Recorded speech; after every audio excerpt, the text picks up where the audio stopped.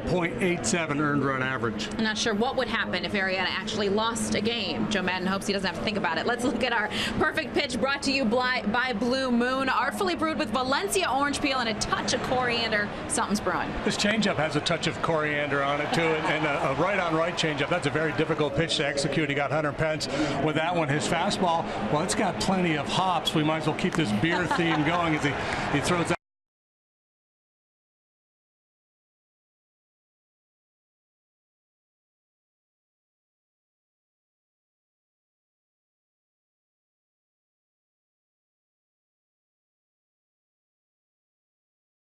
A look at the Honda starting pitching matchup today. Arrieta over his last 5 starts, what you expect. Brilliant numbers, 4-0 with a .69 ERA. Carlos Martinez, a young right-hander, got off to a good start. He was 4-0. He's lost his last 4, and over his last 5, he's pitched to a 4.18 earned run average. You know, the Cubs win streak with Arrieta on the hill now at 22 games and counting. Last night, the Cubs had their best offensive performance in nearly a month. We prove of what could have been the difference. We'll tell you about it as we have more from Busch Stadium after the break.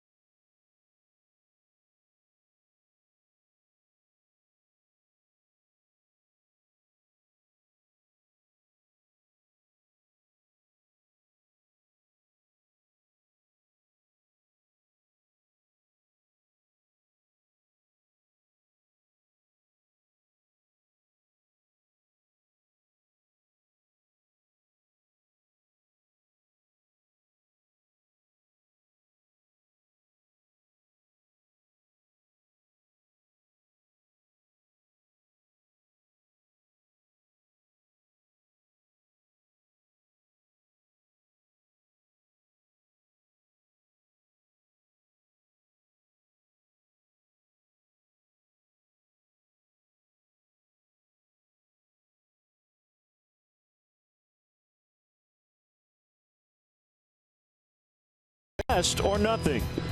By Keller Graduate School of Management. Learn loud. By State Farm. Find an agent at statefarm.com. By Honda. Start something special with a great deal on a Honda. Now at your Honda dealer. And by Southwest. Transparency. Low fares. Nothing to hide.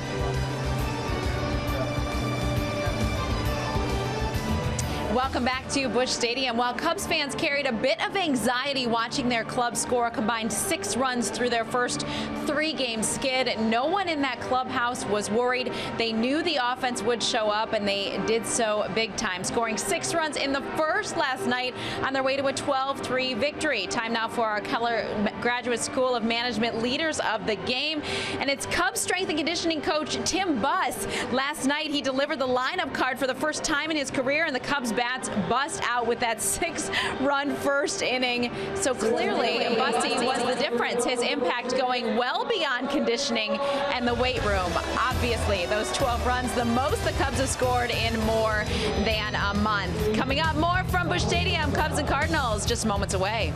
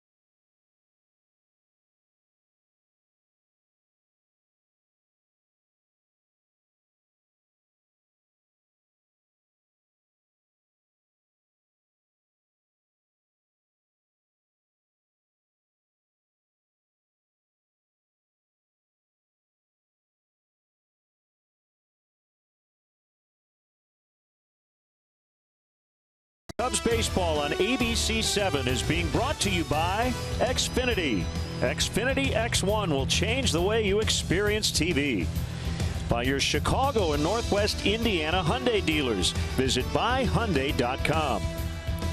By Lakeside Bank, celebrating 50 years of financial strength. Lakeside Bank, it's about time. By new BP gasoline with Invigorate, our best fuel ever. And by the Bob LaCourcio Auto Group.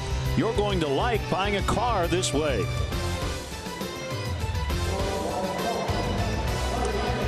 Cubs victory victories almost seem automatic when this guy is on the hill. Jake Arrieta getting set to make the start against the Cardinals, hoping for another victory for him and the Cubs. Joe Maddon has always said you want to get off to a good start so that you can withstand a bad moment. A lot of this road trip has looked like the Cubs' first bad moment of the season, but that good start really paying off as we take a look at the NL standings brought to you by the Bob LaCourcio Auto Group. The Cubs, the first team in baseball to 30 victories, still have a 5-game lead over the Pirates, 7 games over the Cardinals here today. So they certainly have put themselves in a great position, though it is early May. Scary to think Jake Arrieta thinks he has more to give. We'll see if he does so today. Lineups in the first pitch coming up right here on ABC 7.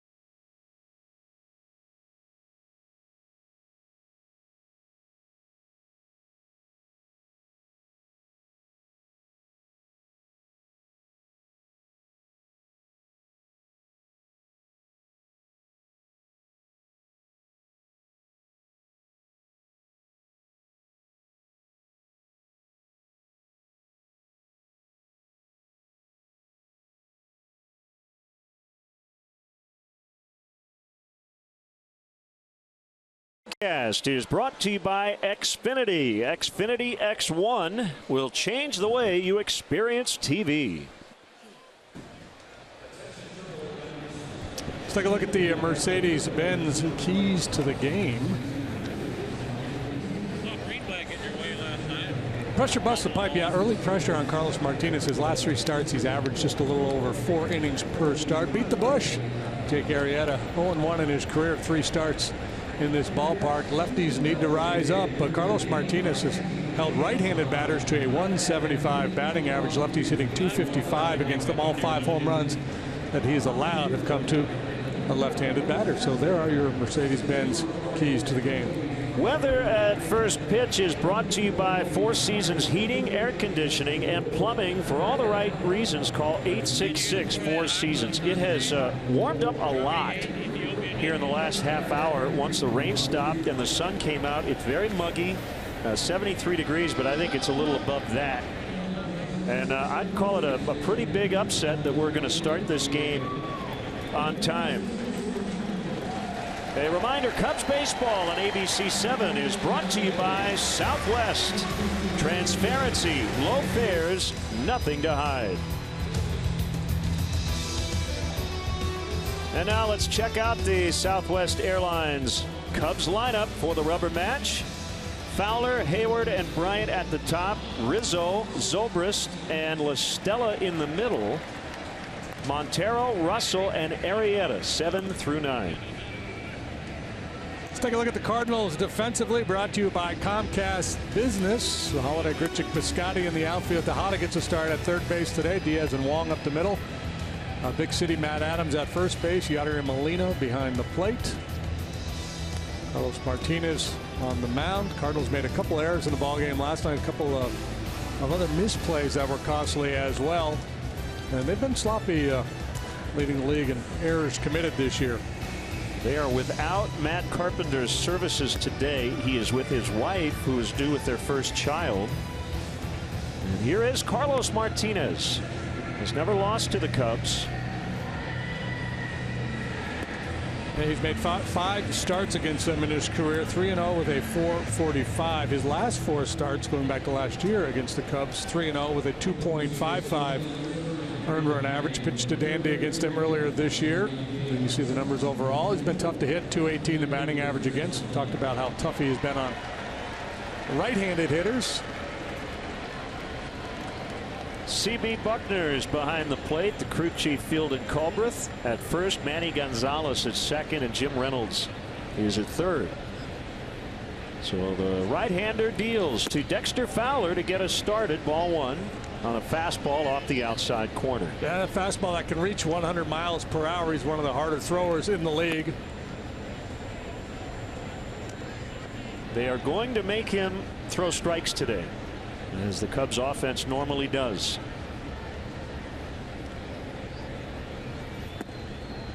.3-0 on Fowler, who was the first inning table setter last night. Leadoff double to begin the game. Scored a run as part of the 6-run opening frame.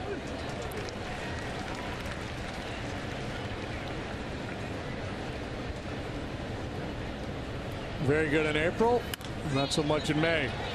Foul, just foul to right.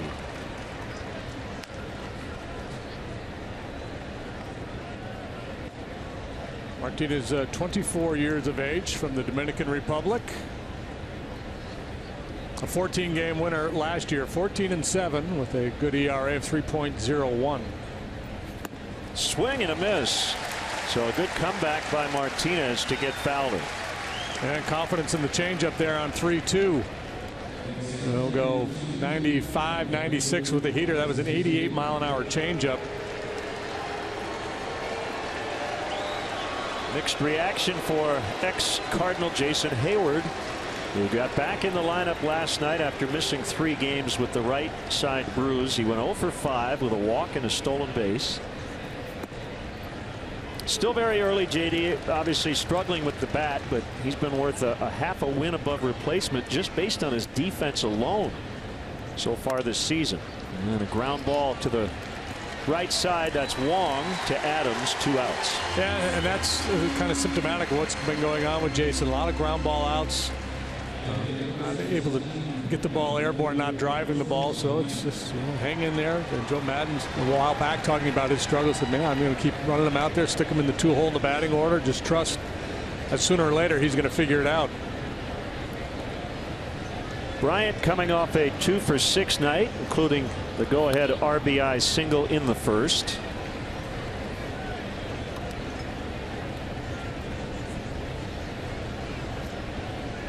It'll be interesting to see Jake Arrieta early. He normally takes longer than most starters to get ready to pitch.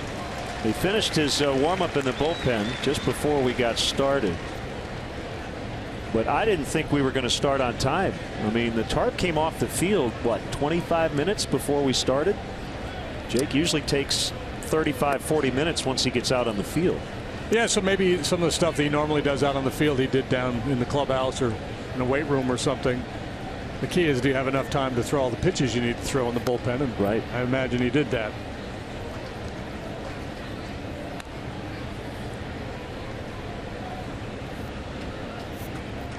So we talked about Chris Bryant last year in this and how he stays in counts. He fell behind here 0-2. After no ball, 2 strike counts, he has a .371 on base percentage. Just got a little higher. Bryant gets hit by a fastball at 96.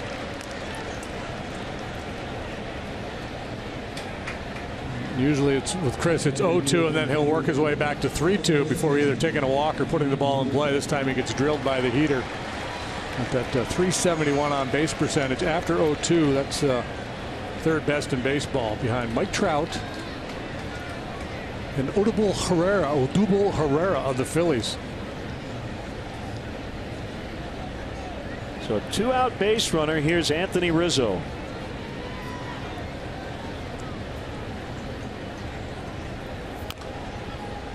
And he fouled that one off himself. And it stung.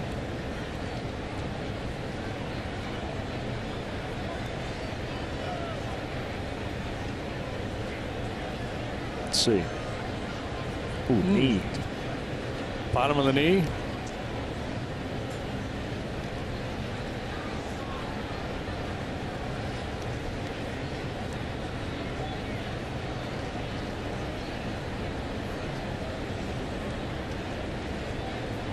Anthony 3 for his last 34 without an extra base hit.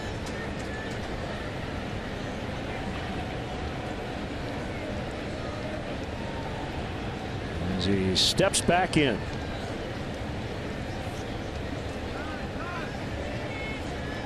Yeah, that's still not right. Yeah, and it's everybody's waiting on you. There's pressure to get back in there, but you got to take your time and let that pain subside a little bit, clear your mind.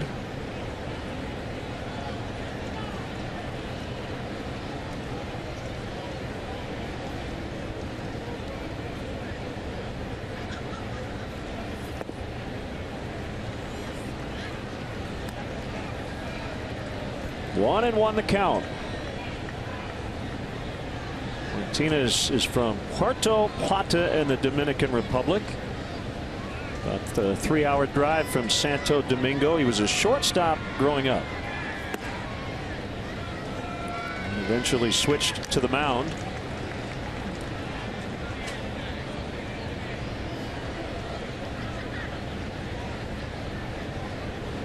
Cubs did not see him in the postseason last year because he was shut down in September with a shoulder strain. Line drive foul out of play.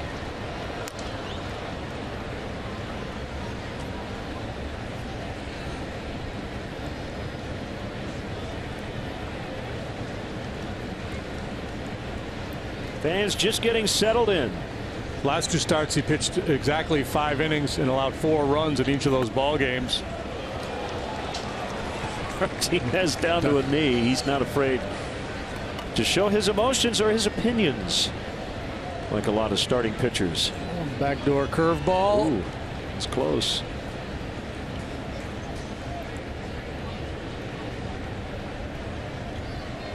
Three-two Bryant runs and Rizzo taps foul.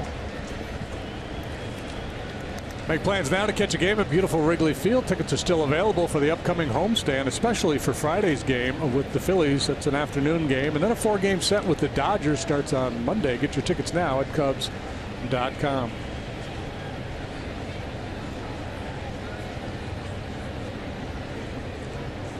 Another 3-2 and another foul.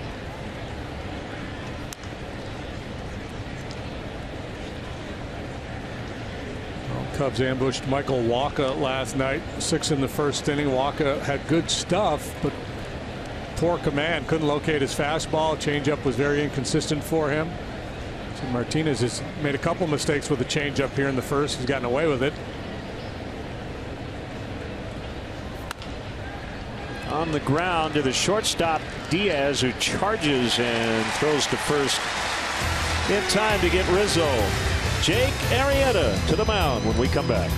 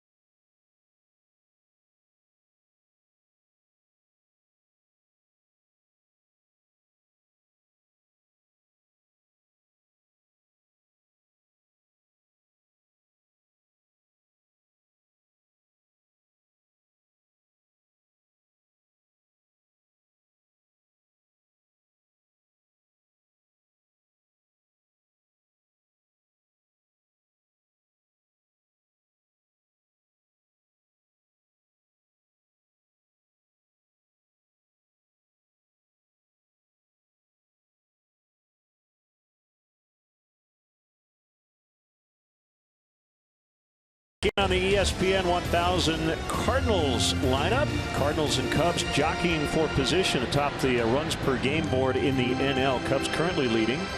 Wong, Diaz, Holiday, followed by Piscotty, Adams, and Molina. Grichuk has had a big series at the bat. Tejada and Martinez.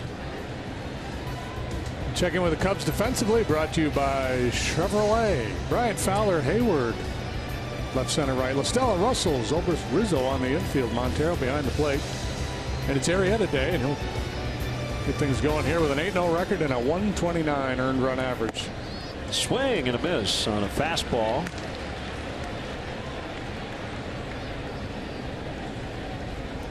Start number 10 for Jake, the no-hitter. League hits 153 against him. 95 right out of the chute for Arrieta. Cubs have won his last 22 starts. He's won 19 consecutive decisions.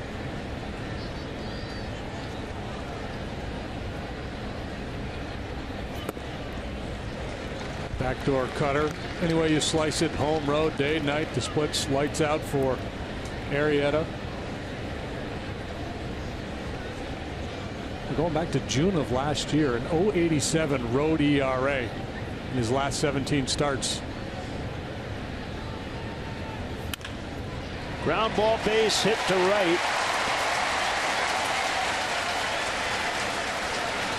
So the no-hit bid is over. And a Keller Graduate School of Management statistic. Pretty impressive. As Arrieta on the mound the last 22 times out, the Cubs have won all those games.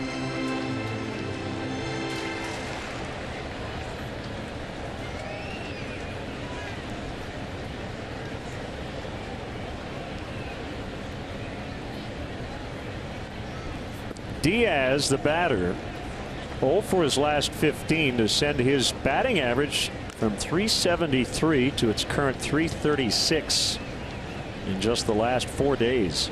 Had to be a little correction in the market coming for Diaz. He was off to such a hot start. Mike Matheny might want to employ the running game here today.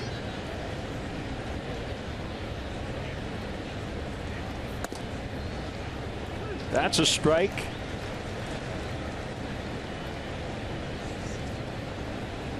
Jake has not allowed a first inning run this year. He hasn't allowed a second inning run either. Heck, he's only allowed 10 runs all year. Yeah, so the moral of the story is he doesn't allow a lot of runs. Yeah, and you know, because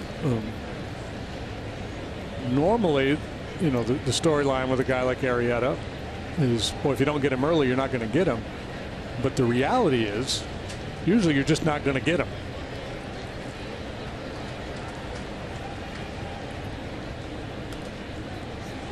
The pitch past the mound.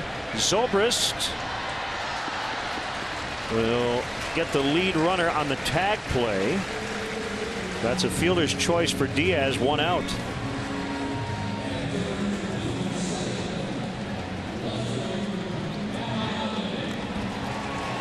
That big high hop takes away the eventuality of a double play there, and Wong trying his darndest to avoid the tag.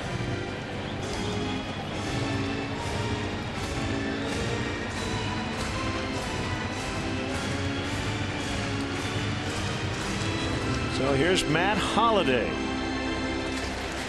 Diaz might have been able, he slowed down a little bit. He might have been able to sneak by and get to the base, or at least force Zobrist to make a tough decision.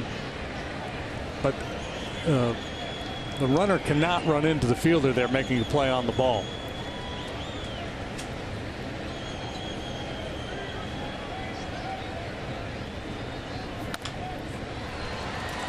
High hop. Listella will throw out Holliday at first. So Diaz at second, 2 outs.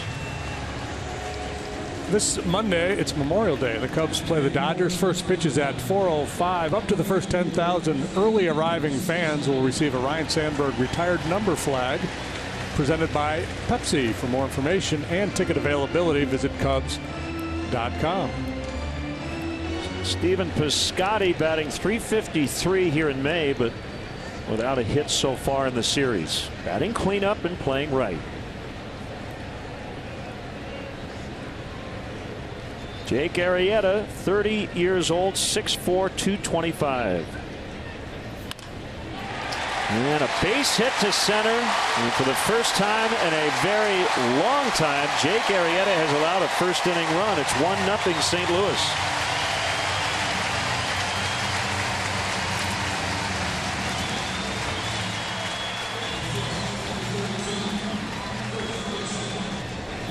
Cutter that backed up on him a little bit, stayed on the inner half. Good solid line drive off the bat of Piscotty to score Diaz.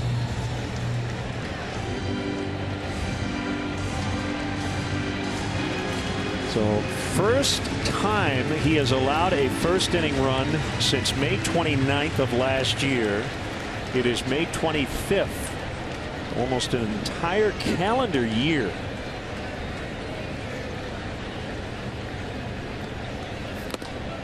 Adams swings and misses. 33 starts since he had allowed a run in the opening frame. Remarkable.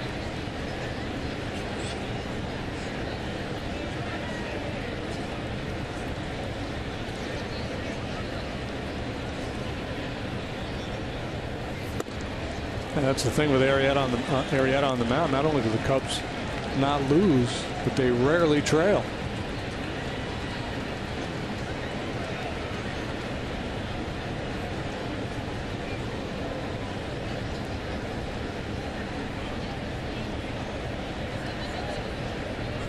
Adams 3 for 4 in the series, including a game-tying pinch hit home run the other night. Piscotty was on the move, and a fly ball into shallow right center. It's caught by Zobrist, and the inning is over. Cardinals strike first.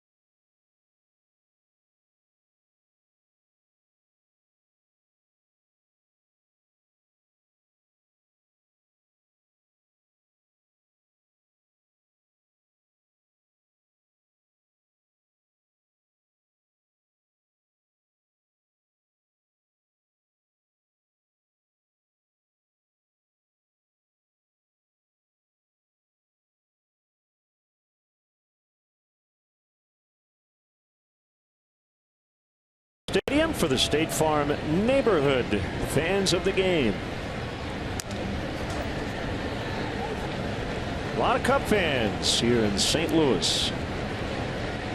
Mask thing kind of freaks me out a little bit.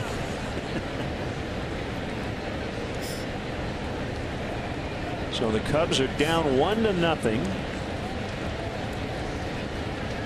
As the red-hot Ben Zobrist will lead it off. 9 plate appearances in the series. He's reached 6 times. He has the best OBP in the majors, 449.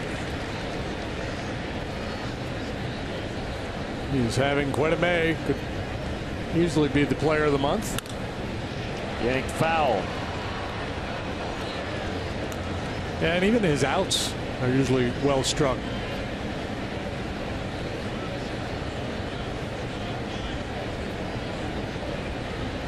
Walked, doubled, scored twice yesterday. Hit a bullet to short for an out. And that one muscled into center for a base hit. So Zobrist is on. It's the Cubs' first hit. Yeah, it doesn't really crush this one. This little backdoor breaking ball. It slices it into center.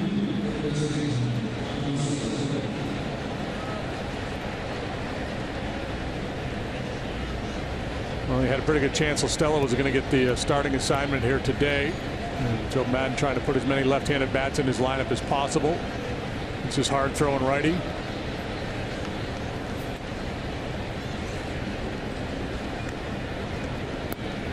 Stella in the lineup, playing third.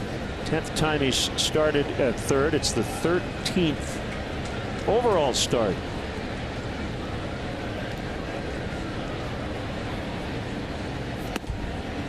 That's a strike, according to CP Buckner. 1-1. Might get some more rain later, but we should have a nice window here.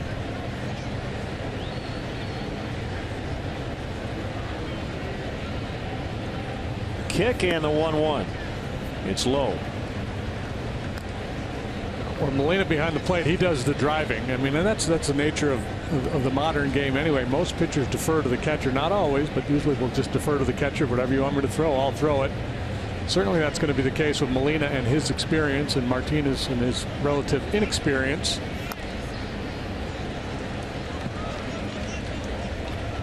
Molina, no doubt, thinking ground ball here. A little changeup down and away, a little fader. And one thing he doesn't want to do is make a mistake with a breaking ball.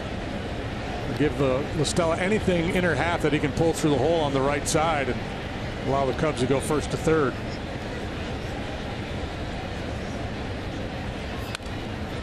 Still 2-2. The Cubs offer special programs designed for your future Cub, from kids Sundays at Wrigley Field to Clark's Crew and baseball summer camps throughout the Chicago area. Many ways to build lifelong Cubs memories with your kids. Go to Cubs.com/kids to learn all about our Cubs Kids offerings. It's interesting. There's similarities between the two right-handers going today. Primarily stuff. Both have outstanding fastballs, but there couldn't be a more stark difference in terms of their mound presence. You know, Jake is so calm, zen-like out there. Martinez is rather unzen-like, very emotional.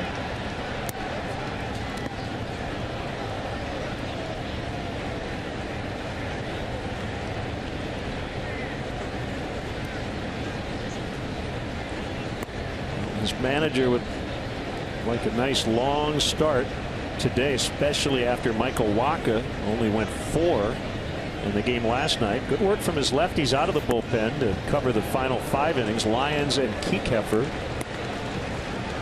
3-2. So we've seen him at 97 miles an hour in a typical Stella at bat. He'll see a lot of pitches, and that's certainly the case here. Tough guy to finish off. Pitch Tracks brought to you by Xfinity. Zobrist fake towards second. Now he can walk there as LaStella takes the base on balls. Hey, Cub fans, check out the Cubs blog on abc7.com, brought to you by Jeff Vukovich, your local nationwide agent, serving the area for 38 years. To join the nation, Contact Jeff at jeffbook.com. Nationwide is on your side. So a chance here as we near the bottom of the order. 2 on, nobody out for Miguel Montero, who is 5 for 10 with a triple and 2 walks his last 4 games.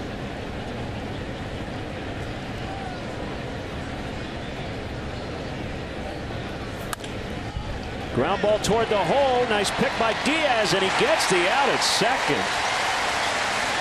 A big first out for Martinez. Diaz is not known, or at least early on has not been known, for his glove. But he has made 2 spectacular plays in this series. Yeah, last night on a pop-up into shallow left field that turned into a double play, and now this would-be base hit off the bat of Montero turns into a force out at second base.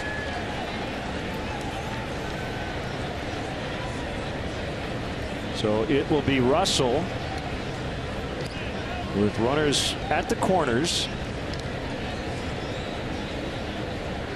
and only 1 out. I was talking with Joe Madden before the game. He said his biggest takeaway, his words, from the 12-3 blowout win was Russell's hustle in the 9th to beat out that infield hit. That bounced up there as Russell showed bunt. And Molina just saved a run, at least for the time being. That is not an easy play for a catcher, but he made it look easy. Yeah, you know, and Molina, he's been back there for so long and wins a Gold Glove every year. There are times when he gets a little too reliant on his hands because they're so good, and you know he'll misplay one. But he's got the hands of a shortstop behind home plate.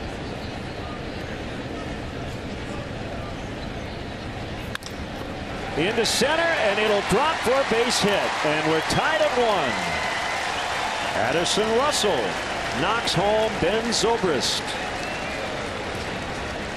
Yeah, well, I'm not going to dispute what Joe said about being impressed with Russell's hustle last night, but that was Addison Russell going for a knock. That's what that was all about, a chance to get a base hit, and he hasn't had many of late, but starting to show signs. The ball's starting to fall in for him. Keller Graduate School of Management League leaders. Learn loud as Russell and Diaz both in the top 5 in terms of RBIs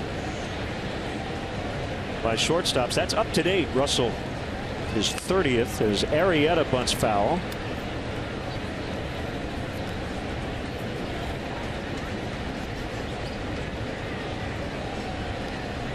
And with that first run for the Cubs, Chicagoland's own eClick Lending will donate $100 to the Pat Tillman Foundation, supporting military veterans and their families.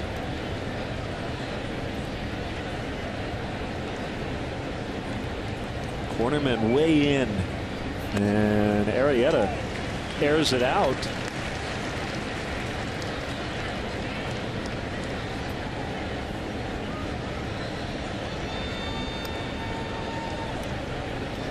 Mentioned Jake is not used to trailing, and he didn't trail for very long, did he?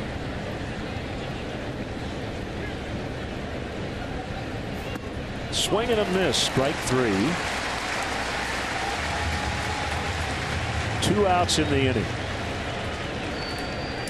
And now he's got a chance to take the lead if Fowler can deliver here. So the whole key to that at bat is make sure you don't hit into a double play. Give Fowler a shot.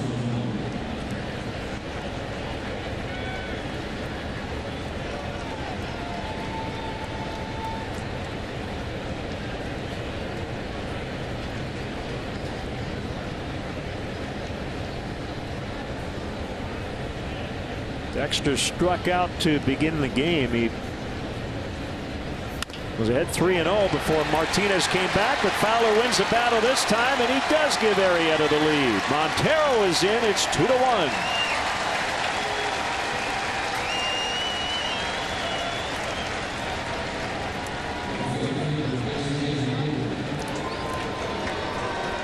Wasting no time, picks on that first pitch fastball.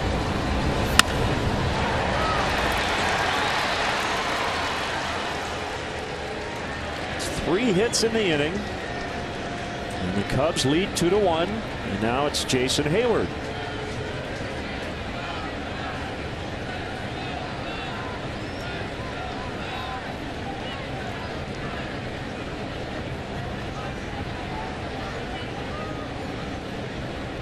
Cubs strength and conditioning coach Tim Buss handed in the lineup card last night for the first time.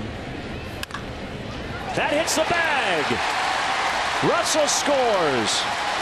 Fowler coming around third. He will score. 4-1. A 2-run double for Hayward.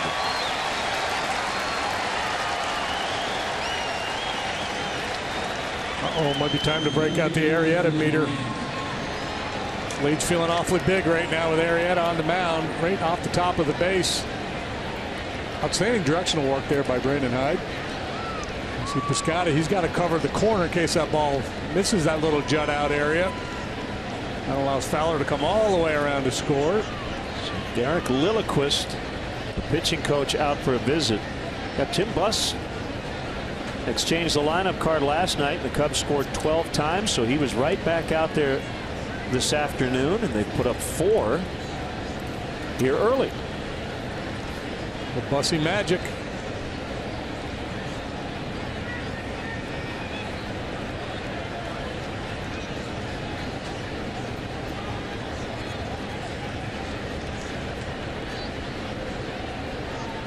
It's almost like Jake Arrieta's teammates said, wait a minute, we're trailing? There's Bussy.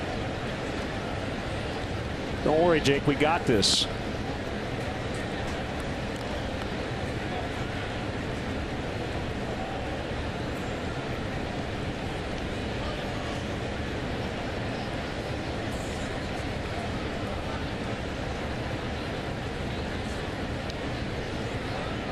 One-0 pitch.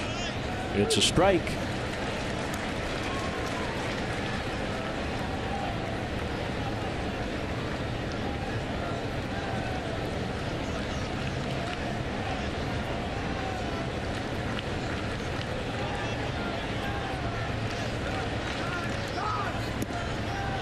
No pitch. Molina had requested time. So it's still 1-1.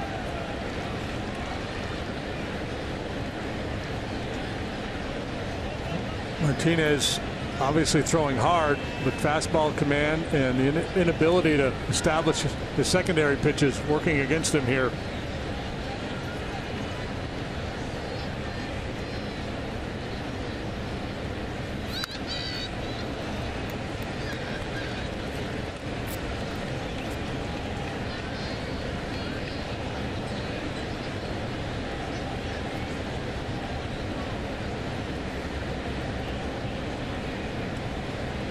Bryant is the 8th Cub to bat here in the second.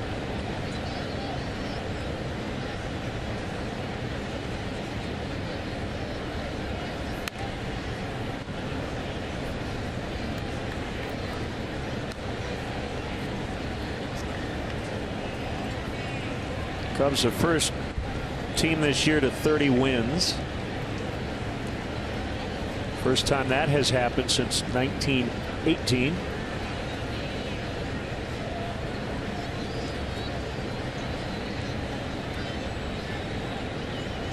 Major League leading 5-game division lead. It will be a losing road trip, but they've got a shot to win this series. Win today and they would head home 4-5 on a tough trip. Not only the travel, they've faced some really good pitching, and up until last night had been struggling to score runs. They come in bunches though here the last 24 hours. Tough play. Diaz, and Bryant beats it out. Infield hit. And that'll keep the frame alive for Rizzo. Well, another outstanding play by Diaz, showing good range and a strong arm, but just Bryant's legs win this particular battle.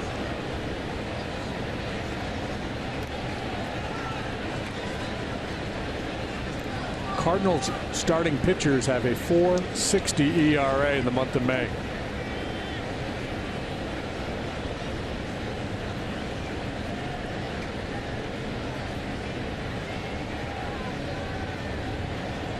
That's 13th in the National League.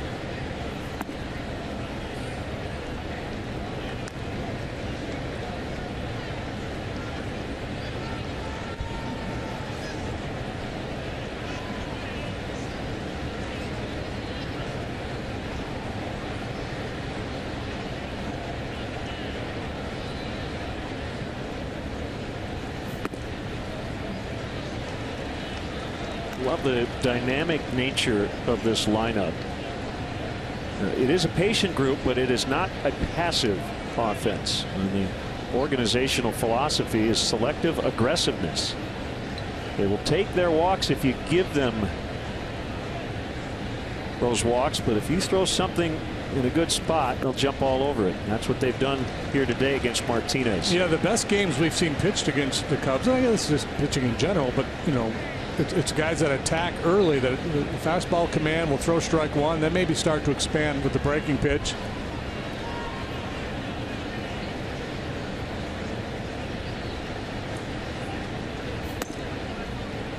And they're loaded.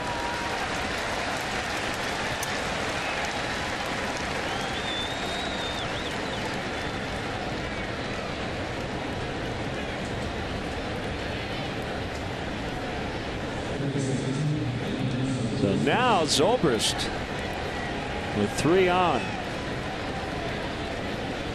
Ben will turn 35 on the off day tomorrow.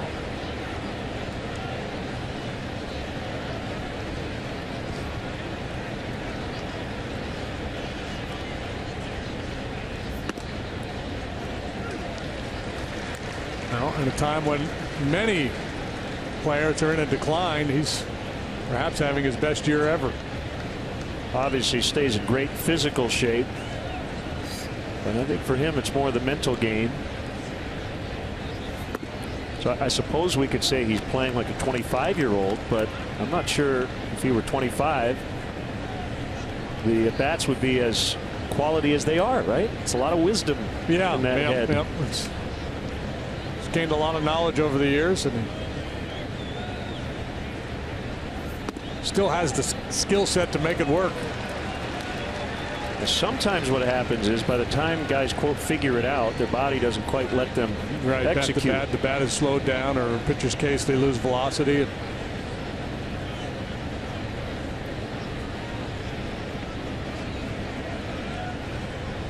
Zobrist started the inning with a single. Adams with a diving attempt, can't get it. Neither can Wong. Cubs add 2 to their lead. 6-1.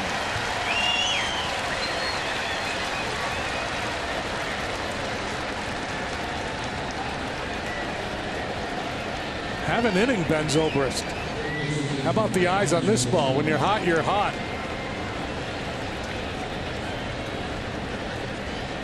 We have essentially run out of superlatives to describe Jake Arrieta. I feel like we're getting close with Ben Zobrist.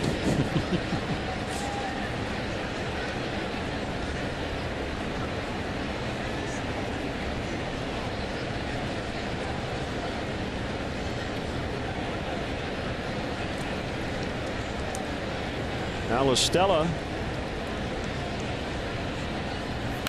Was it the Fangraphs piece where he talked about the World Series run kind of helped him because his offseason was shorter? And a lot of times over the winter it feels like you're starting over in spring training, and so Zobrist kind of has an August or September vibe going here in late May.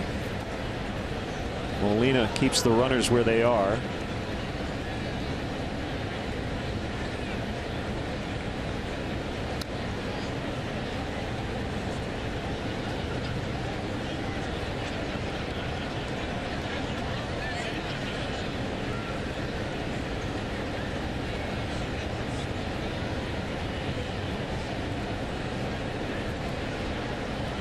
One.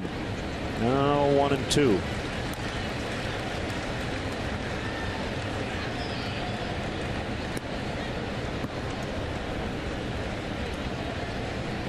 So a 6-run first inning last night, followed up by a 6-piece here in the second this afternoon, and looking for more.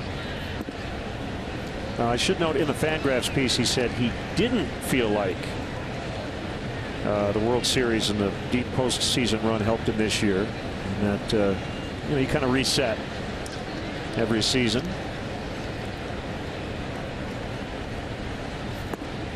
And Martinez gets out of the inning, but he faced 11 batters.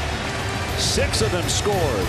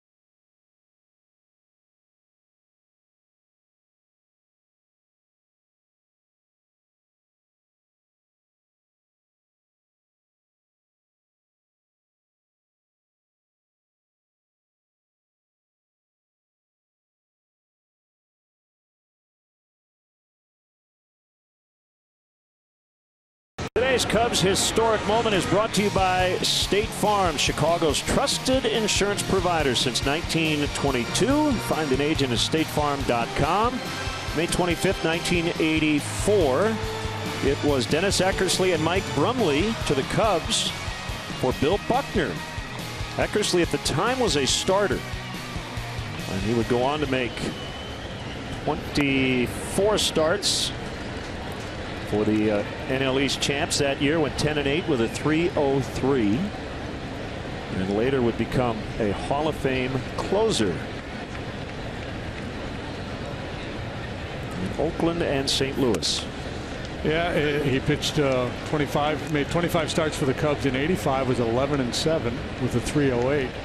The next year, a losing record, 6-11 with a 4.57.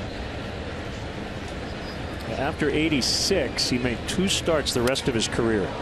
Molina breaks his bat as he grounds to La Stella.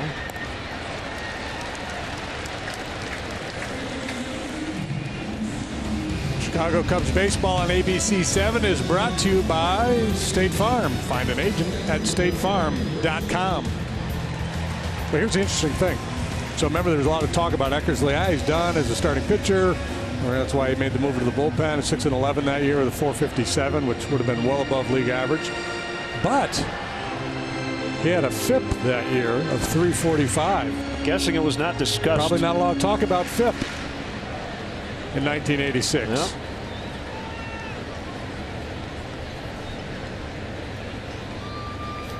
He had a very low left on base percentage, a high batting average on balls in play. A lot of reasons to think that Eckersley would have turned it around and continue to have success as a starting pitcher. You know, the whole bullpen thing worked out well for him. Grichuk fouls out of play. Yeah, I'm guessing he doesn't have regrets in that regard.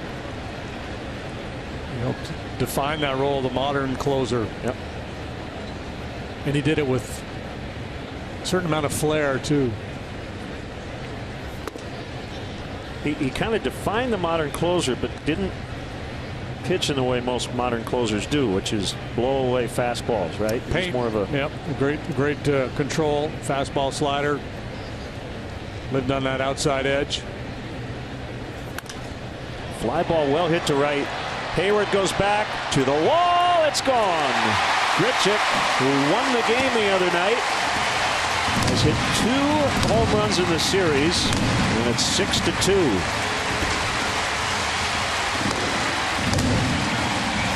Grichuk showing a very good power the other way. Went into the Cardinal bullpen for the walk-off in game 1 of the series. This is a good pitch. This is a slider down around the knees, outer third. Here's your Toyota home run replay. Randall Grichuk, strong young man. That's number 7 for him.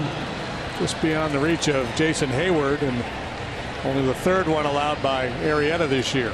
He gave up 2 in Arizona on April 10th. So about a month and a half later, gives up his next home run as Ruben Tejada takes low.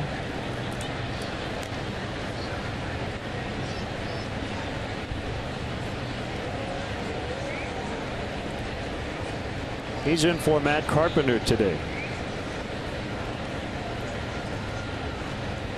By the way, I assume Carpenter would have been in the lineup had he been here. He is with his wife, who's due with their first child. Carpenter and Arrieta were college teammates, but Arrieta has owned that matchup. Carpenter, including last year's postseason, is 1 for 19 lifetime against Jake.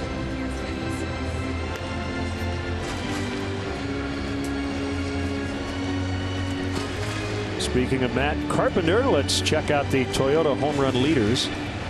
So left-handed batter since 1980. Jim Edmonds, who's broadcasting now with the Cardinals, and Ray Langford leading the pack by a wide margin.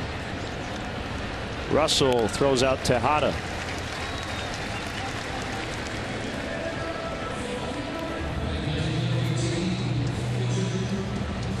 I remember 2008. There's Jim Edmonds And McLaughlin over on the Cardinals television, and Cub fans were not too thrilled when he was signed, but he quickly won them over, and he actually made the catch of the final out when the Cubs clinched the division against the Cardinals at Wrigley Field.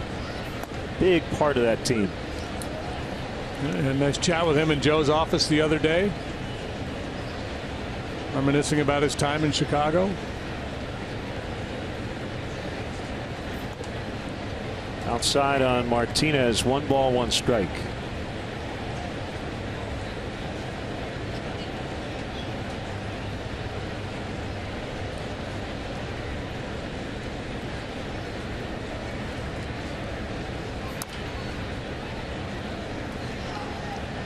And Joe had all those guys, those talented young players, as they were working their way up through the Angels organization. Garrett Anderson, Tim Salmon, Edmonds, Troy Percival.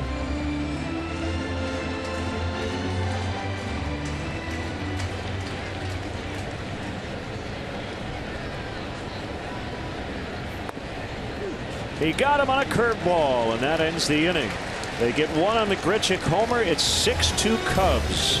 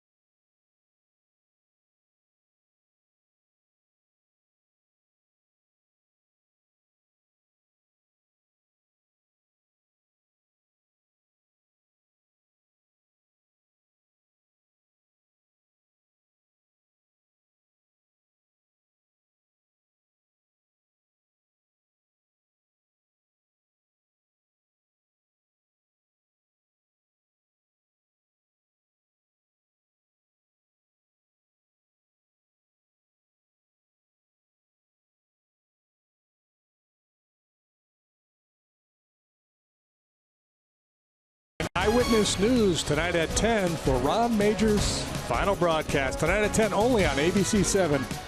Eyewitness News. Congratulations to Ron as he steps aside, moves on to other things. What a career he has had. He's going to be spending a lot of time down at the barn. Yeah.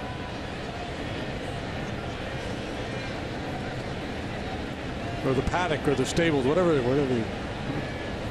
horse people hang out. Horsing around.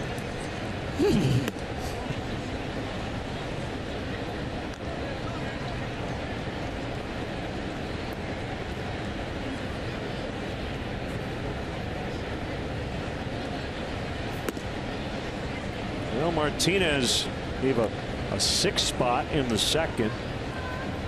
Waka gave up 6 in the first. Last night.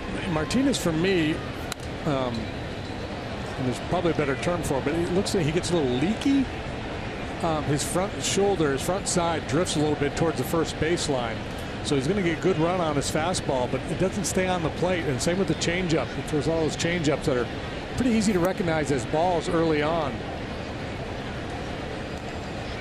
I think he's able to keep that front side closed just a little bit longer. He'd be able to command that outside corner better.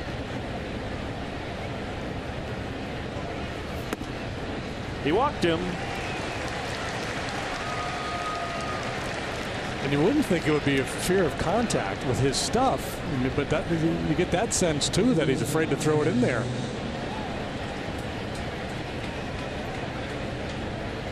You get 98 with movement. If he could challenge a big part of the zone and just keep it down around the knees, he's going to have a fair bit of success.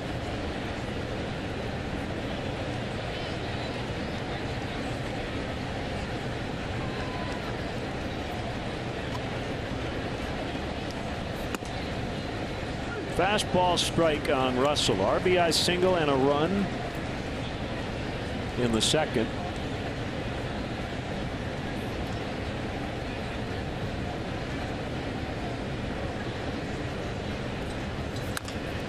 Bounce to third. Tejada, Wong. That's it.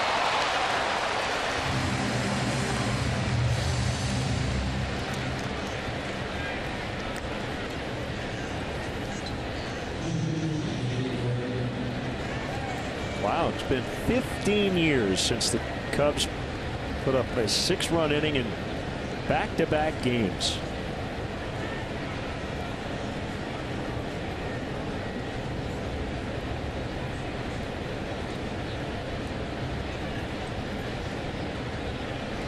Arrieta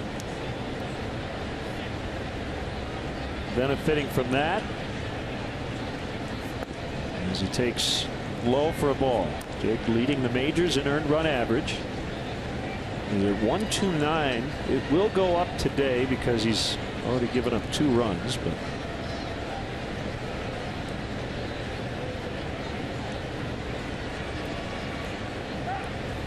it's fun to watch the national media react to each Arrieta start and then each Kershaw start, because they've both been so good. And after, he's the best pitcher in baseball, there's no arguing. And then Kershaw will go out and pitch. Whoa, man, he's the best pitcher in baseball. How do you win that argument? You just say they're both really, really, really, really good. Yeah, historically so, with what they're doing. I mean, you had Drysdale and Koufax on the same team. Everybody talked righty lefty. Bob Gibson at that time. But yeah, Arrieta, Kershaw. Pretty amazing.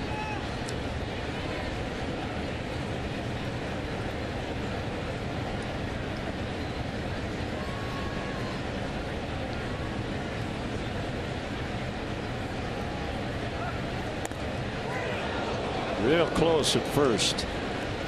Martinez with a quick move.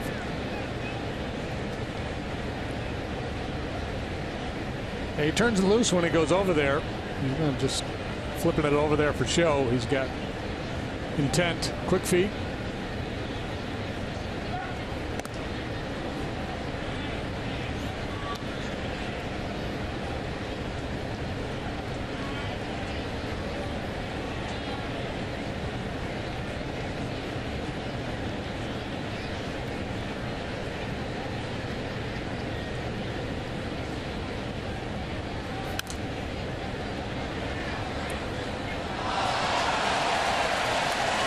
Cubs baseball on ABC 7 is brought to you by Mercedes-Benz, the best or nothing. Check out our exciting model lineup at your local authorized Mercedes-Benz dealer or visit MBUSA.com today.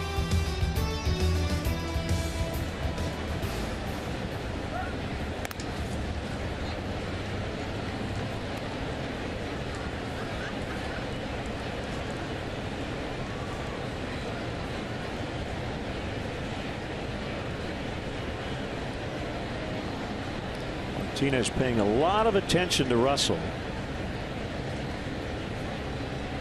2-2. Down to a knee again.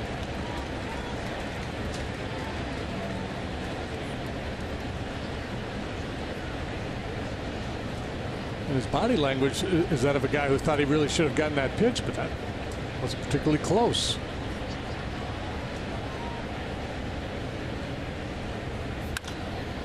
In the air to right. Piscotty goes back on it, and he'll make the catch on the warning track. Russell was almost to second, and he'll get back to first in time. Hey folks, Thursday, that would be June 2nd. It's Jersey Off Our Back Day at Wrigley Field. The Cubs host the Dodgers. First pitch is at 1:20. After the ball game, autographed game-worn jerseys will be awarded to lucky fans in random seats. Compliments of Majestic, the official on-field uniform of Major League Baseball. To purchase tickets, visit Cubs.com.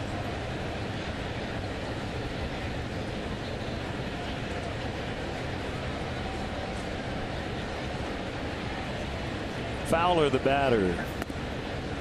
And he takes a strike. Off day tomorrow. Phillies, Dodgers, Diamondbacks come in for a long homestand starting Friday.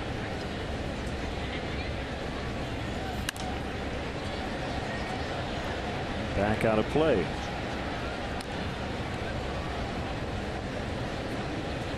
And it's your Ford Cubs upcoming schedule. Phillies for 3, Dodgers 4, Arizona for 3. Phillies are currently 3 games back in the East, 4 games under 500.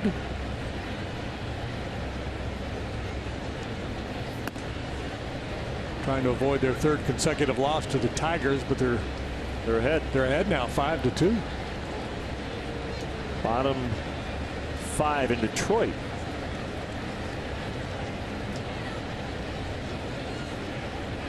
Big lead by Russell. I would say he consistently takes the biggest leads on the team. Not afraid to get out there.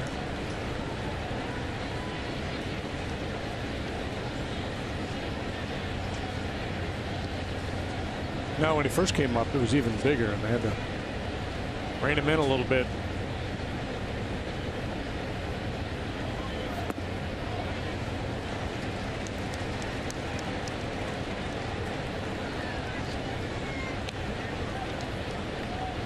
They are making this kid work. Approaching 80 pitches.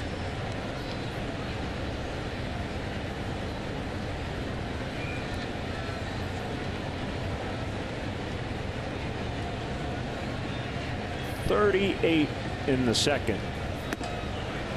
As Fowler strikes out, Cubs held off the board in the 3rd, but they lead 6-2.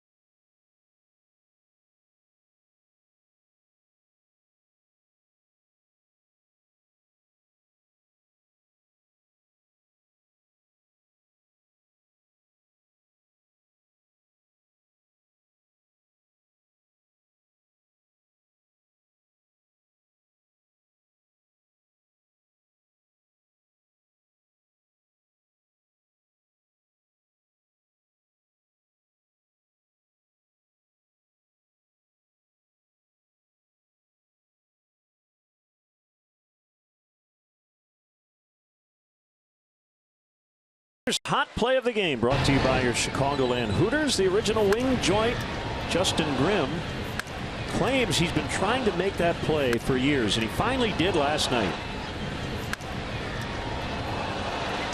Well, yeah, I've seen guys make the behind the back play from time to time. That one was pretty unique. The 0-1 on Colton Wong is a strike. He singled to start the bottom of the first and was eliminated on a fielder's choice.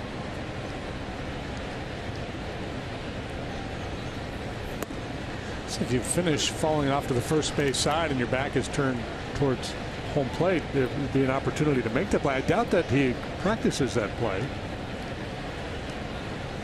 Yeah, I'm going to go turn my back to you, and I'm going to have you hit me some fungos.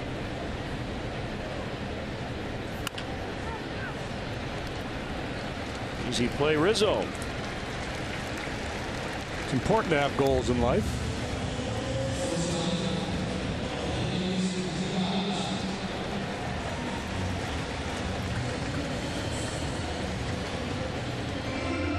Follow Cubs baseball live with the MLB.com at-bat app. Stay up to the moment at any moment with Game Day.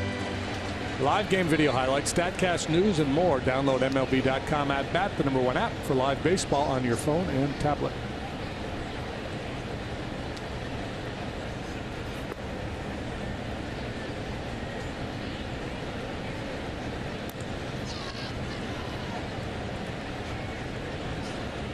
Jake is a Missouri native. He was born in Farmington, about 70 miles south of here, but his family moved to Texas when he was about a month old, so I'm guessing he doesn't have too many memories.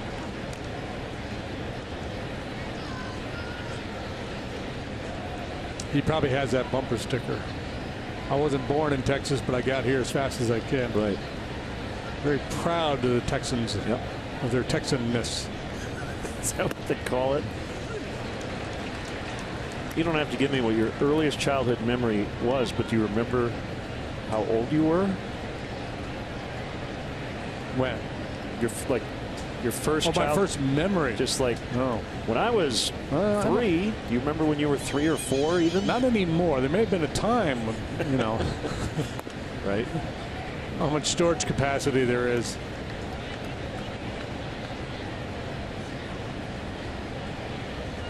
Probably go back to about age 3 in terms of specific memories. Yeah, 1 month old, no. Estella gets Diaz. Chicago Cubs baseball on ABC 7 is brought to you by Keller Graduate School of Management. Learn loud.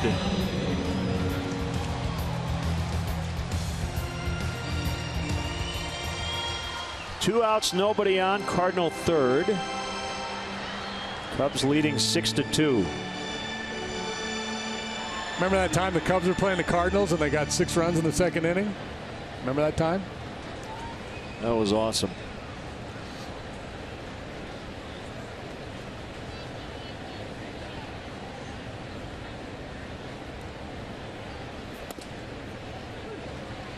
And a strike. It's such a tough pitch to get to there. That crossfire fastball to a right-handed hitter over the outside edge. I was talking with Jake after his last start about his mechanics, and I said, do you have checkpoints when you know you're a little bit out of line, out of whack? He said for him it's about the location of his pitches and his slider, how it finishes. Yeah, his cutter, you know.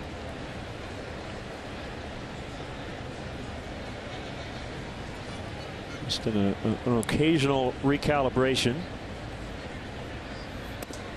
Called strike 3.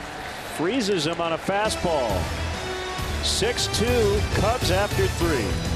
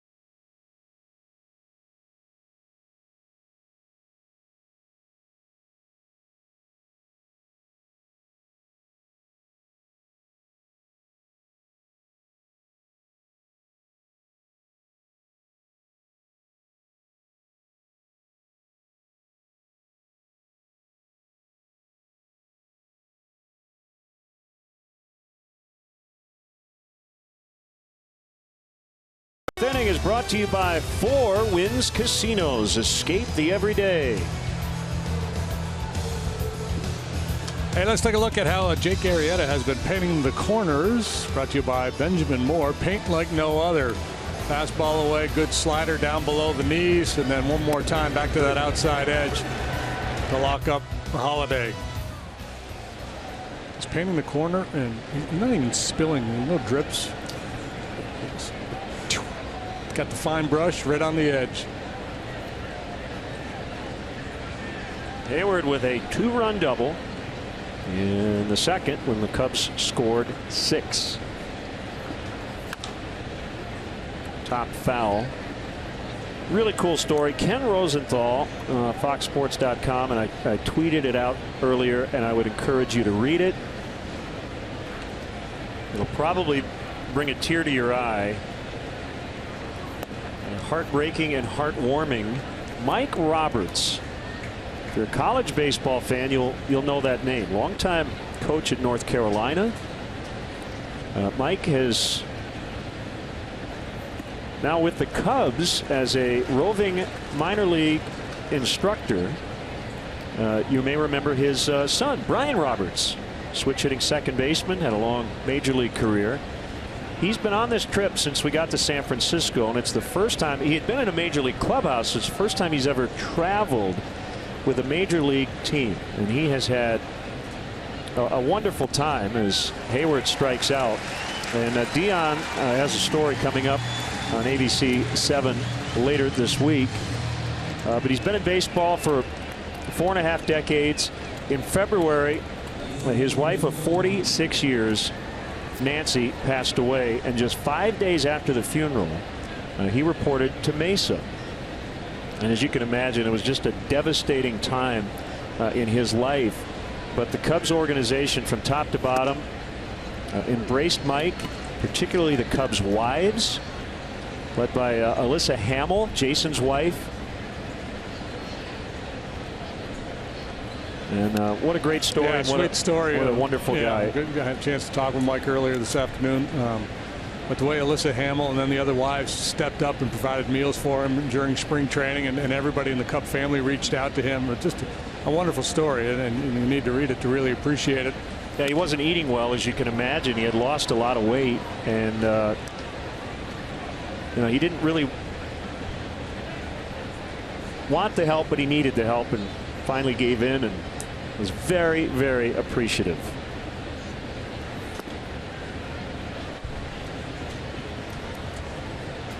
Said he was embarrassed that he would need the help, but so, that's what friends are for. Works with the Cubs, and still he'll go coach in the Cape Cod League this summer.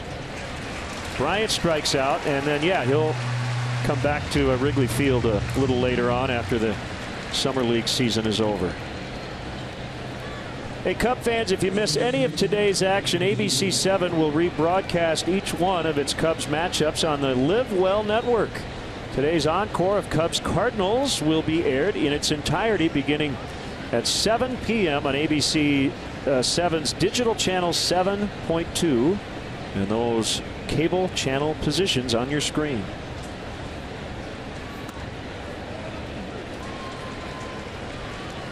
Three straight strikeouts now for Martinez.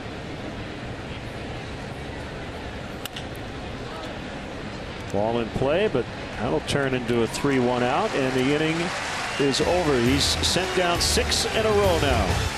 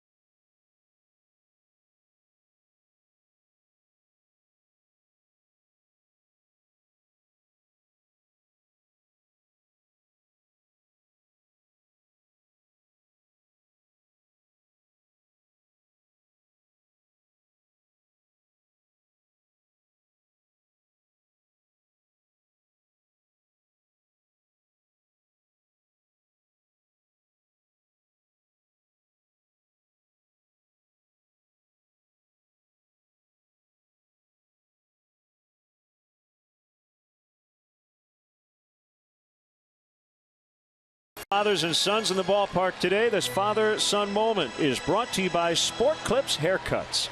It's good to be a guy. With over 85 at Chicagoland location. Find yours at sportclips.com.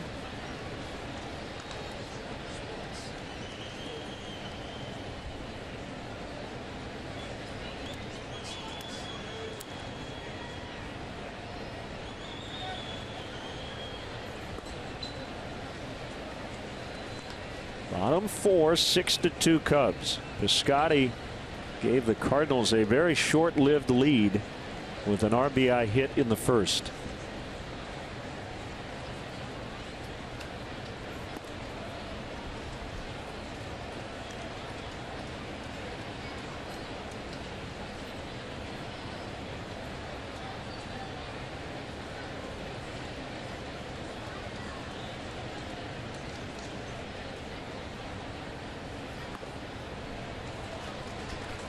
He leads the majors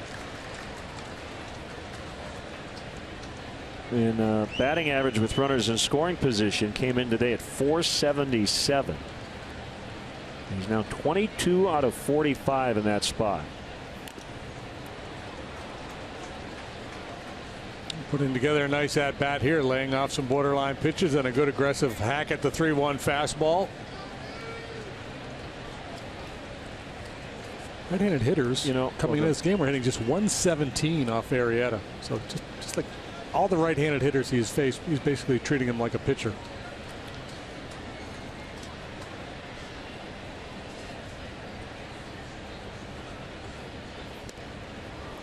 And ball four.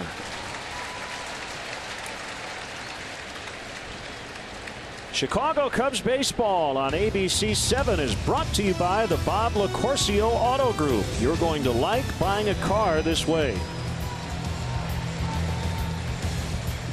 You and I don't talk a ton about runners in scoring position. For instance, Matt Adams, 429, fourth in the majors. I am looking at the top 50 hitters in baseball currently with runners in scoring position. There is not one Cub hitter in that group. Yet the Cubs have the best offense statistically in the league. So take it with a grain of salt. Yeah, and it's but the Cubs. The key to the Cubs is the on-base percentage. The fact that they take so many walks, and that's why when they're not taking their walks, tend not to score as many runs. Cubs are middle of the pack average wise, 14th, 253 with runners in scoring position. The Cardinals are second, right behind the Red Sox. And I would guess the Cubs probably lead the way in plate appearances with runners in scoring position, at least with runners on base. Second in at bats. It's not plate appearances, but yeah, second in the majors in at bats with runners in scoring position. The Pirates are first. So probably first in plate appearances. Right, with their high walk rate, I would guess it would be first. Yeah, they've walked 13 more times. So yeah, it's about even with the Pirates.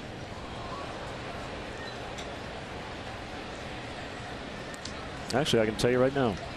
And that's been, but on this road trip up until last night, they've had a lot of opportunities that they haven't cashed in. Now there are 4 plate appearances behind the Pirates.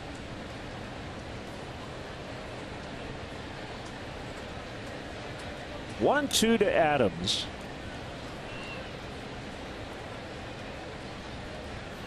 And fouled back. So I guess the point would be this. Let's say Matt Adams, with runners not in scoring position, we're batting 380, and with runners in scoring position was hitting 160.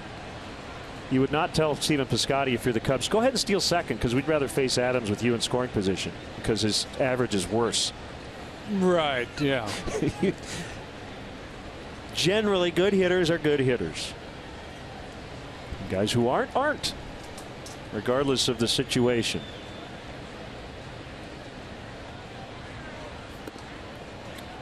Two and two.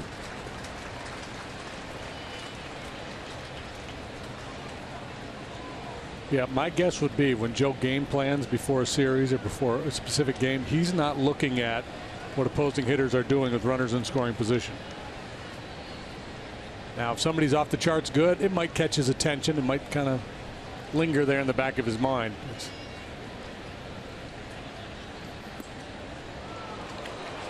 Tried to get him on the backdoor curve. The one Cub who comes to mind in that situation, there you go, was Aramis Ramirez. But I would claim Aramis, when he was a Cub, was generally one of the Cubs' best hitters.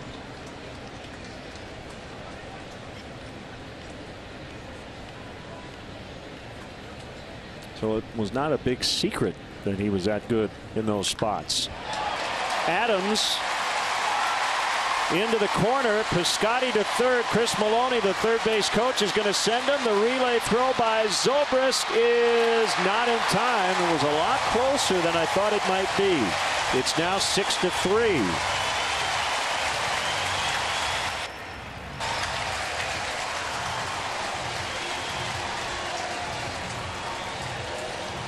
Leadoff walk, pretty rare for Arrieta, comes back to bite him as Adams been on a nice roll here. Gets most of his at-bats against right-handed pitching. He whacks this one into the corner. Good quick release by Zobrist on that relay home, and Piscotty in just ahead of the tag.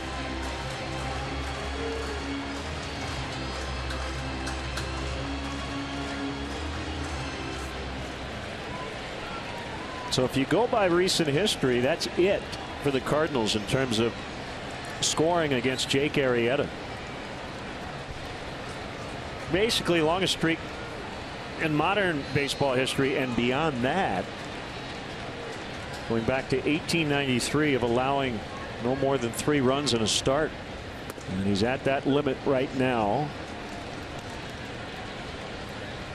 And 1893 significant because the pitching rubber was set to 60 feet 6 inches.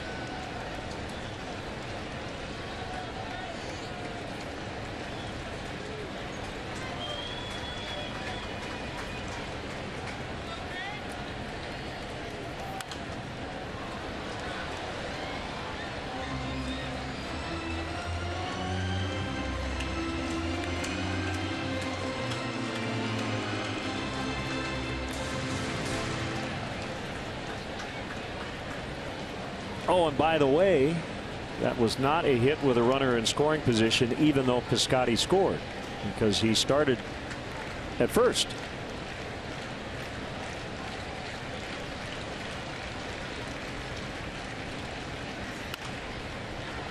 Looked like Molina was trying to hit the ball to the right side on that 0-2, and he gets Adams to third with 1 out. Check out the new gold standard for forecasting Chicago weather. Watch live Doppler 7 Max with maximum power only on ABC 7 Eyewitness News.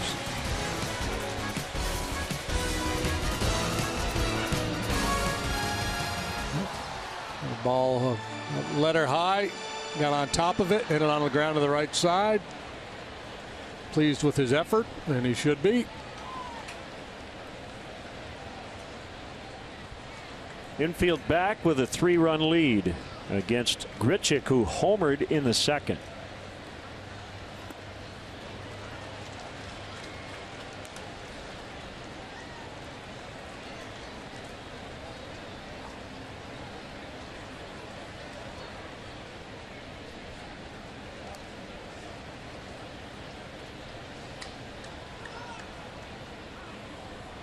And time has been called. Addison Russell might have something in his eye, as he asked the second base umpire Manny Gonzalez for a moment.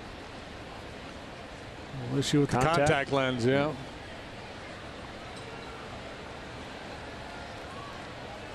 Looking for a little help. Somebody needs to come out with some solution. Song-Wan Oh up in the Cardinal bullpen.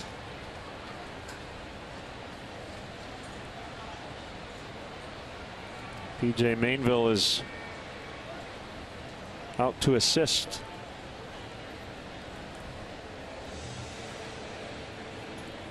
Grichuk was 7 home runs on the season now, has shown very good power the other way.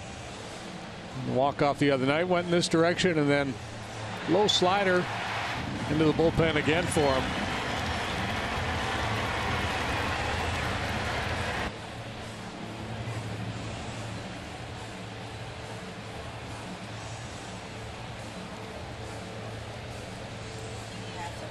A reminder, this copyrighted telecast is presented by authority of the Chicago Cubs and may not be reproduced or retransmitted in any form.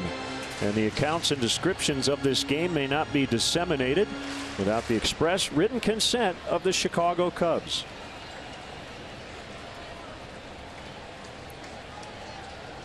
One strike on Grichuk.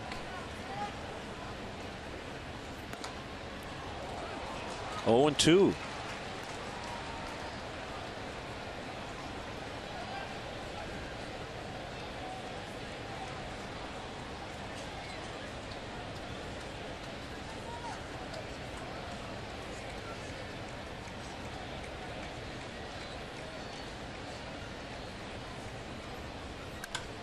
And a base hit, and that's run number 4. And the Cardinals have hit their way back into this game.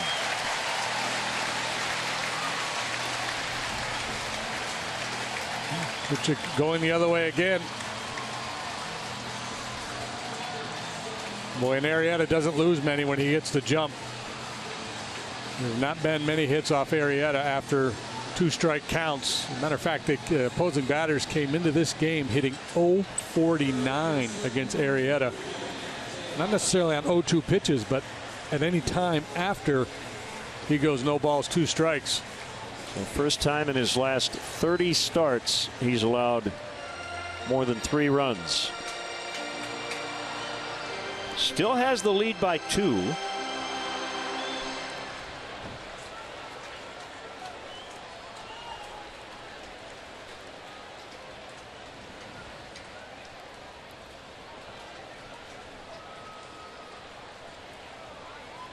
Tying run is at the plate all of a sudden in Tejada.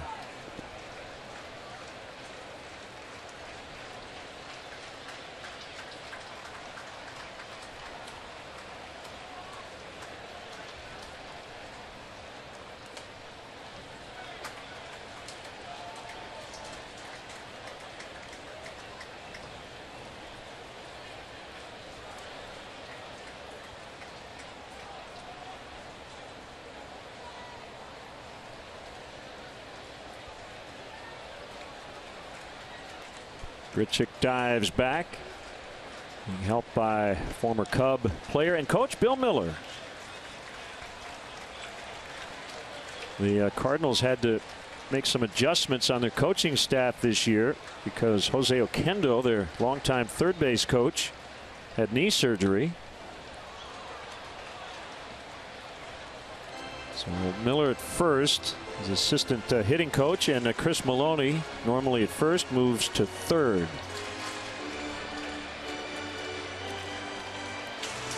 And Oquendo will not return to the team this season. He had right knee replacement surgery. Swing and a miss, strike 3. Tejada retired.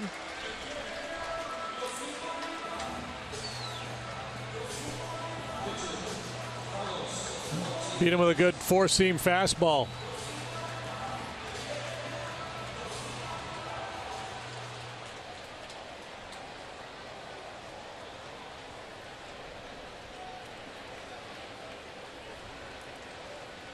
Well, with no Matt Carpenter, a little bit of a short bench for Mike Matheny here today, and short start from Walker last night. That means Martinez gets this at bat.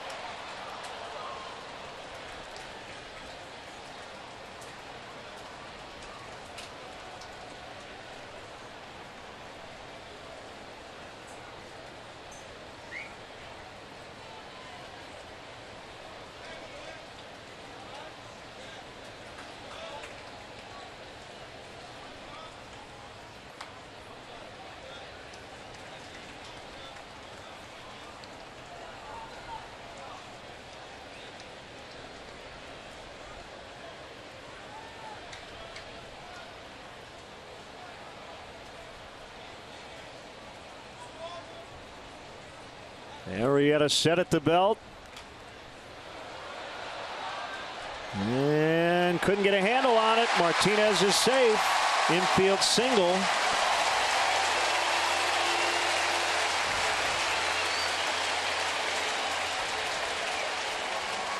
Boy, Martinez really got down the line quickly.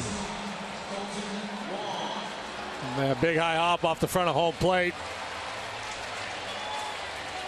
Even without the little bit of a mishandle, he probably beats it. I agree. Here's Chris Bosio.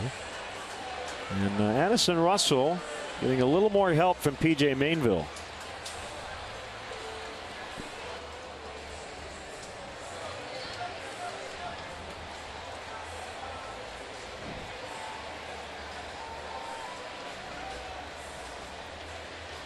Still apparently dealing with that contact issue.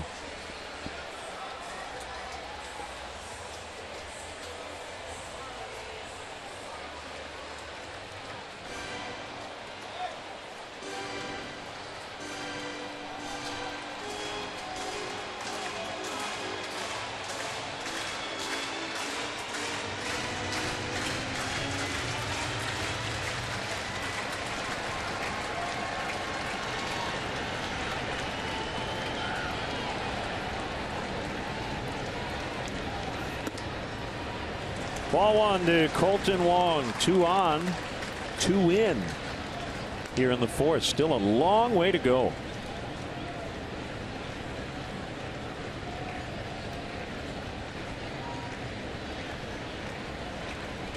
Good work by the Cardinal hitters here this afternoon. Arrieta's got good stuff. Man, hasn't been at its best, but it hasn't been horrible either. He's working really good at bats. Well, maybe just getting a little out of sync here, making a lot of pitches in this fourth inning.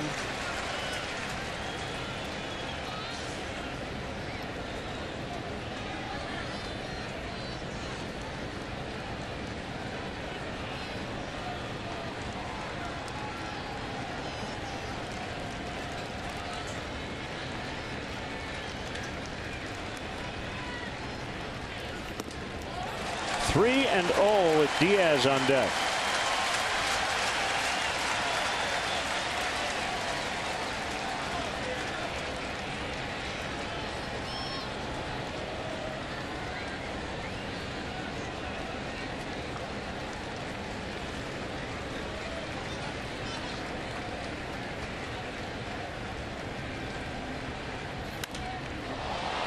Swinging away 3-0, and Arrieta's going to get out of it.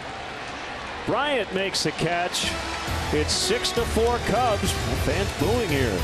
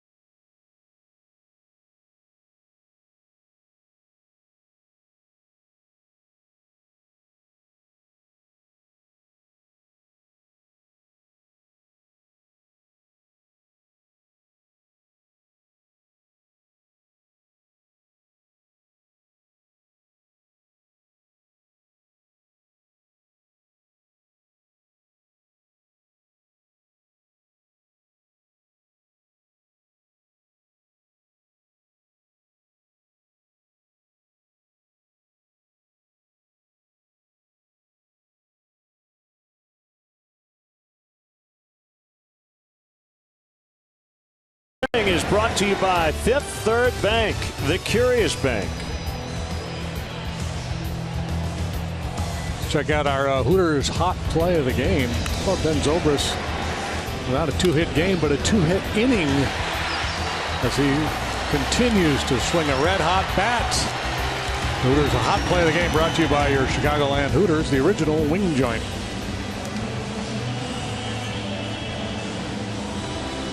Zobrist will lead it off here in the 5th, and the Cubs could use some insurance here. All of a sudden, the lead is down to just 2. Yeah, tight ball game now. It's going to be tough for Jake to pitch deep into this ball game with all the work he did there. That last half inning, kind of a steamy, muggy afternoon here in St. Louis. Bullpen pretty well rested. Jason Hamill went 7 1/3 last night, and John Lackey pitched 7 innings in the opening game of the series.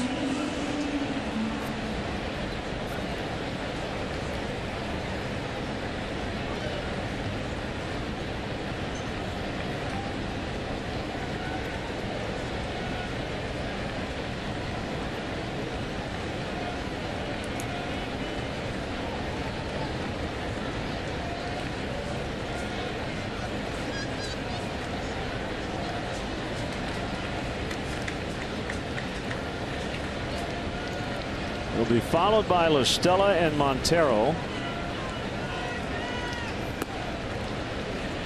And ball 1.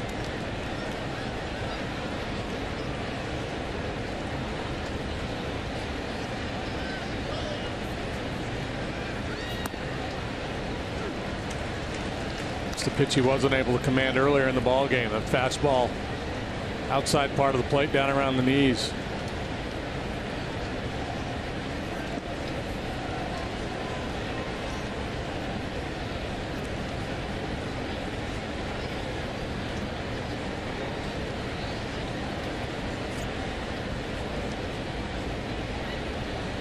Other action today, they have gone to the 9th in D.C. and the Mets have a 2-0 lead over the Nationals.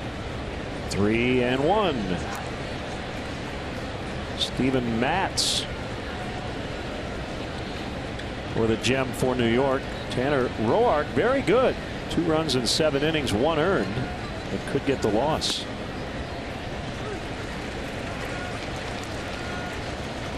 Washington with a 1.5 game lead over New York.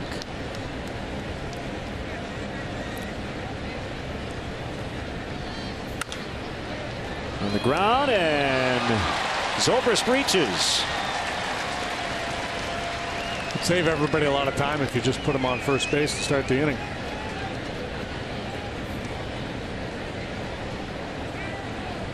Waiting for a scoring decision, and it's an error on Colton Wong.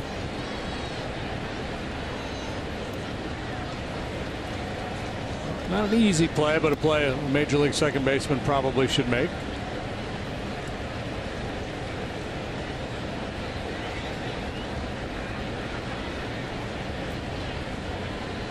Texas has a 7-4 lead in the 4th at home against the Angels.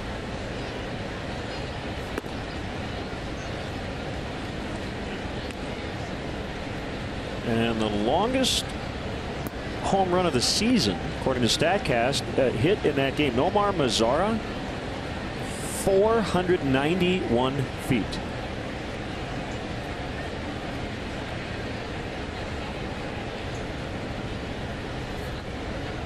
That's long.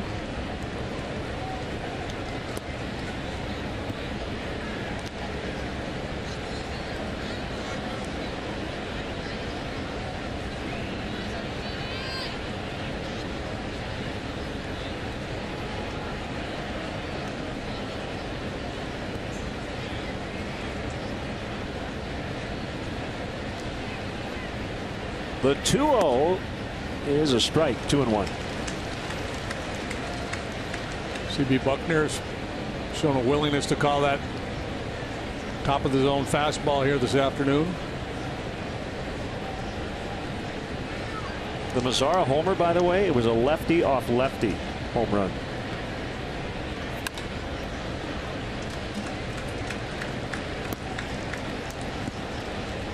In into that Tiger Stadium-like second deck in right.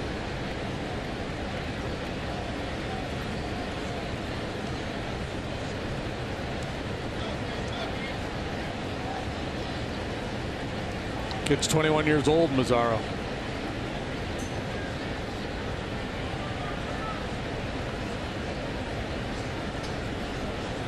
Appears to have a very bright future. Well, Stella strikes out.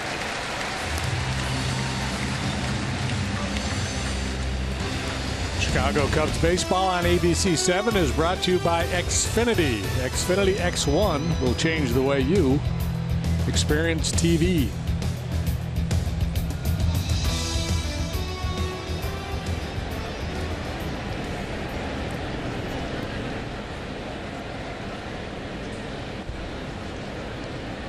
Cubs scored a bunch early, 6 in the second. The Cardinals hanging in there against 8-0 Jake Arrieta.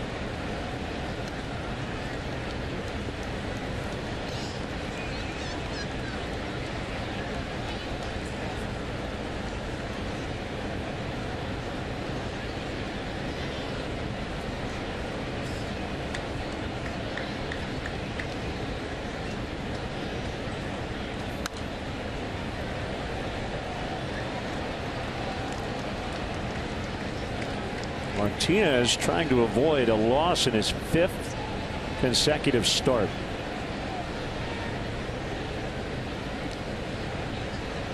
Only he and Garrett Cole have recorded a decision in every start among regular starters in baseball. 4, 6, 3 as Martinez watched that from a seated position. He was sitting on the grass. It's still 6-4 Cubs in the 5th.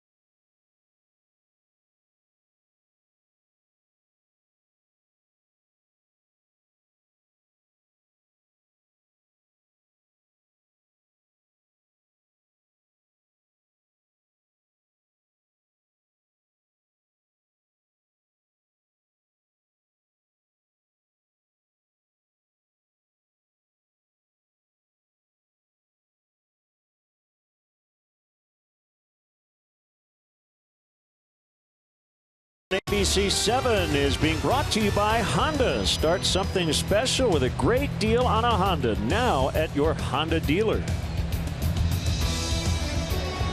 Glenn and JD and our ABC 7 crew. Deion Miller as well from St. Louis. Jake Arrieta with a 2-run lead as the Cubs supported him offensively early with a 6-run second.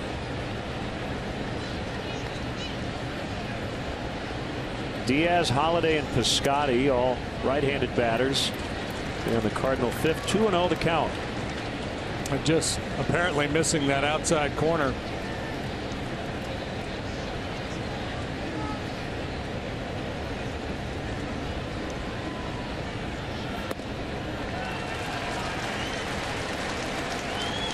That was when you fall behind and you feel like you have to challenge with a heater and you reach back for a little something extra and lose command.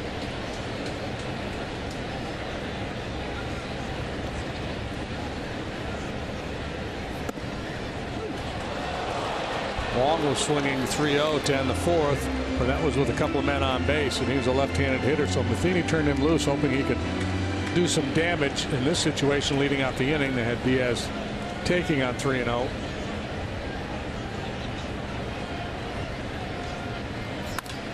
And a base hit as Diaz snaps an 0 for 17.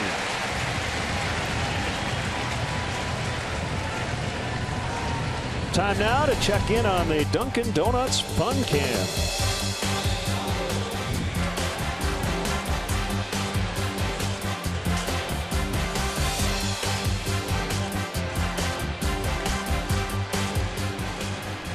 Matt Holliday with a man on, nobody out.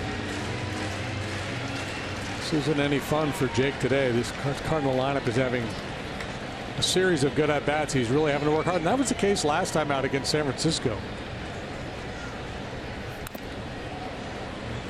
Jake, in his start against the Giants, went 7 innings, allowed only 4 hits and 1 run. I mean, he pitched a really good game, but it wasn't easy. A lot of deep counts. That's a tough Giant lineup.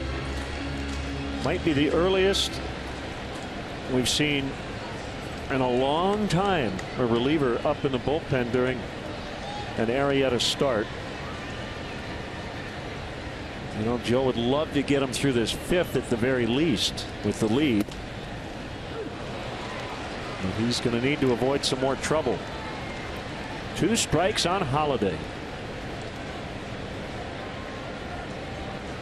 Holliday's been shooting the ball the other way. Hits the ball on the ground a lot, especially when he tries to pull. If he tries to pull that cutter or a good heater away, it's a potential double play ball. I've not seen the curveball very much from Jake here this afternoon. There was a curve right there. Yep, that's a good ground ball pitch for him too.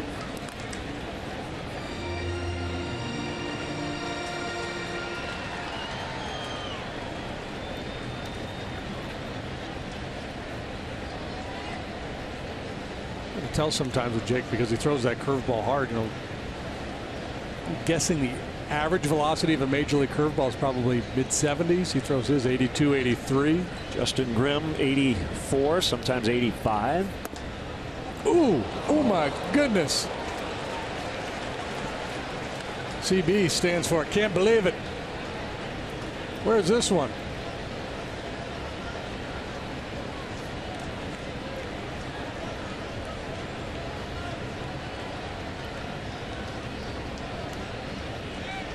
CB looking at Holliday as if to say, you better not take that one again.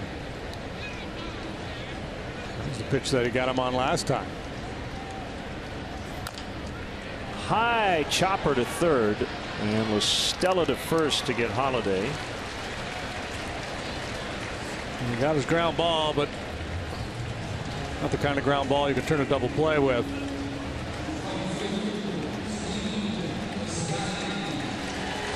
Let's check out today's Comcast Business of Baseball. Aces in other places.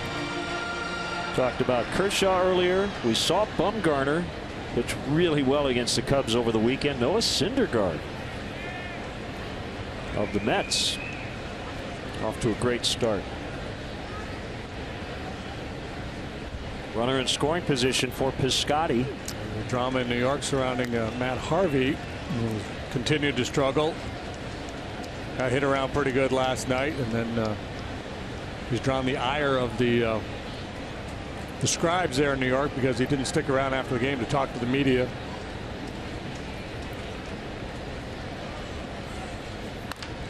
Bounce to third, fair ball, backhanded by Listella, throw to first, and Rizzo comes off the bag. On the play, Diaz will advance to third. That'll go as a base hit for Piscotty, his second on the afternoon, and an unfortunate break here for Arrieta. Ball not sharply hit, but a big bounding ball. Still with that long throw across the diamond, off the mark. I'm guessing base hit. No, they're going to give him an error. I thought they would rule that Piscotty had a good chance to beat that even with an accurate throw. So it's Adams, very dangerous guy. He came into today's game over 300 for the first time this season. In the series, he has 4 hits, 3 for extra bases, including a double in the 4th today. Ball 1.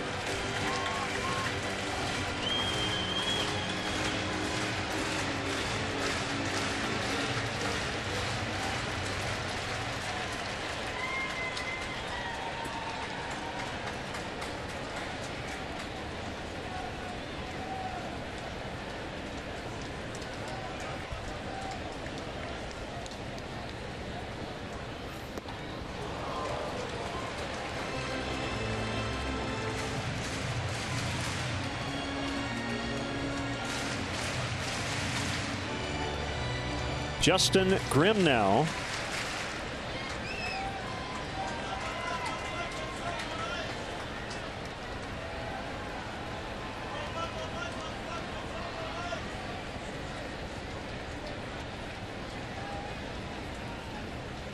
One.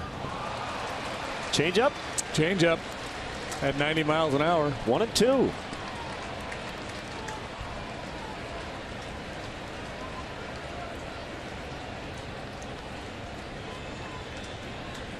Flailing attempt by Adams.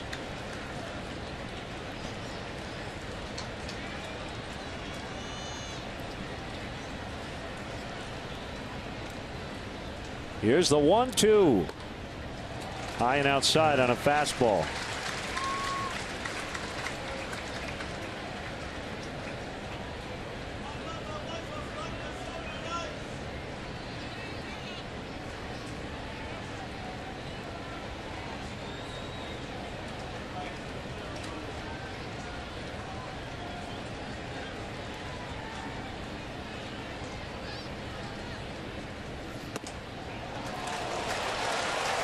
Arrieta thought he should have had that one. 3-2. That's one you don't normally get, but we have seen CB call some high strikes this afternoon. Xfinity pitch tracks. Had the ball touching the top of the zone. Let's see if Piscotty will be on the move here. With 1 out. He is not. And Adams strikes out on ball 4. Huge second out.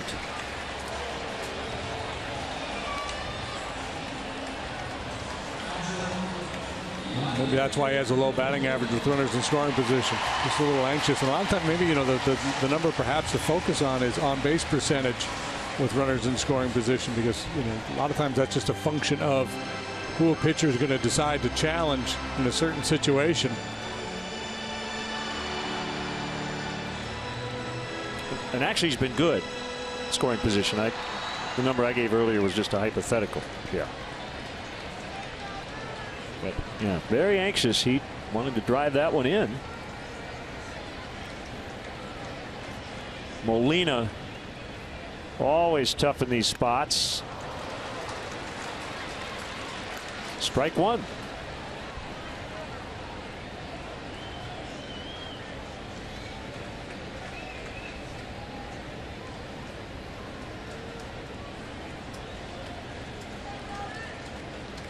It has been a grind for Arrieta today. Still has the lead, though. Oh, is he giving him the base? I don't like that call at all. Sometimes guys won't get out of the way, and obviously the replay will be telling, but I thought Molina really stuck the elbow out, didn't you? Slow breaking ball, and maybe that's the point Montero's trying to make with CB. No dispute coming from the Cubs dugout, because you see that call once in a blue moon. Yeah, he clearly. You got the pad on. It's one thing not to move out of the way of the pitch, but he intentionally went after that one. At least you'd hope the home plate umpire would ask for another opinion. At any rate, they're loaded, and Grichuk swings and misses. And you rarely see that called.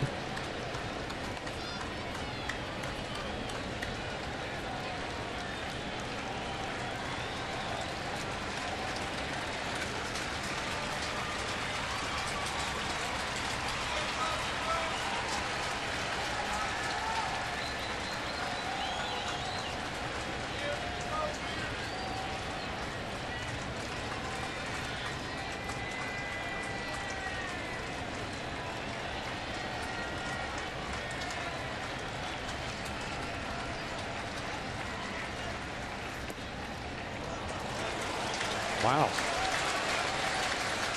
Jake verbally upset. Yeah, and we don't see that from Jake very often. But a couple of pitches in this inning that have been really good pitches. And that one, that's a strike. Another one, yeah.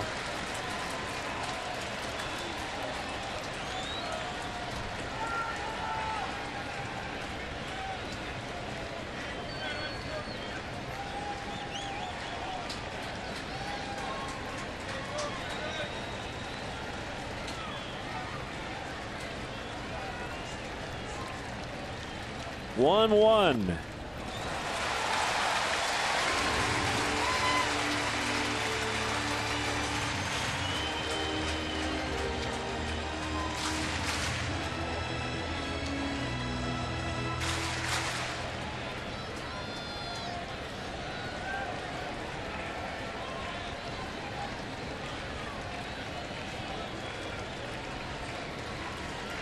Arrieta has had 1-2-3 inning. That was the third. A lot of traffic otherwise. 2-2.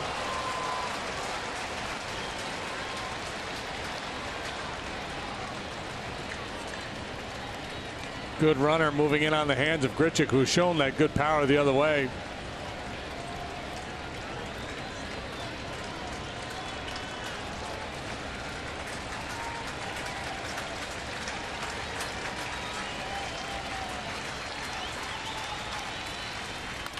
Ground ball, diving stop, La Stella. He'll throw to second. Zobrist there, inning over. La Stella with the error earlier, but makes the big play to end it.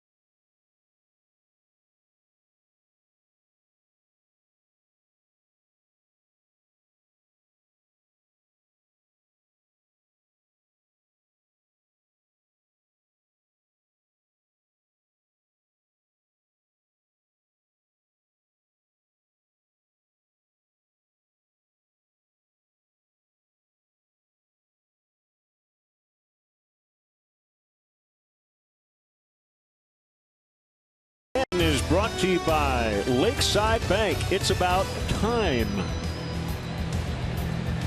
Song 1-0 rookie right-hander. A lot of experience in Korea and Japan. And the little we've seen of him, he's been very impressive. And 9 years in Korea, and then a couple in Japan. Multiple times, many times, leading the league in saves over there. Not used in that role here, but he's been effective with a 1.14 ERA. Real good slider, and he's got good velocity too. So Jake Arrieta can qualify for the win. The Cubs maintain the lead the rest of the day, but he will be done after 5 as Matt Caesar is on deck behind Addison Russell. To bat for Jake.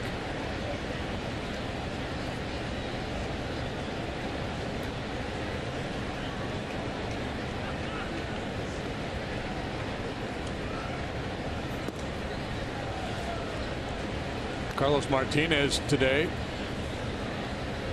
He made 4 pars and 1 quadruple bogey. 6 hits, 6 runs allowed, all coming in 1 inning. Shot into center. Leadoff single, Russell.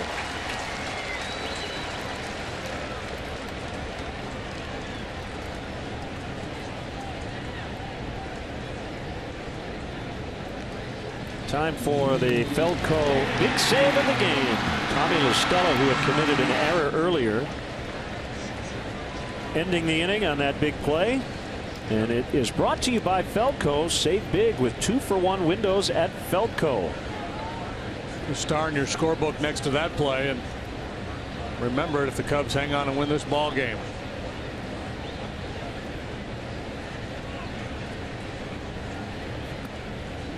Low and outside on Matt Caesar. Pinch hit in the 9th in the blowout win last night, and knocked home 2 with his first career triple.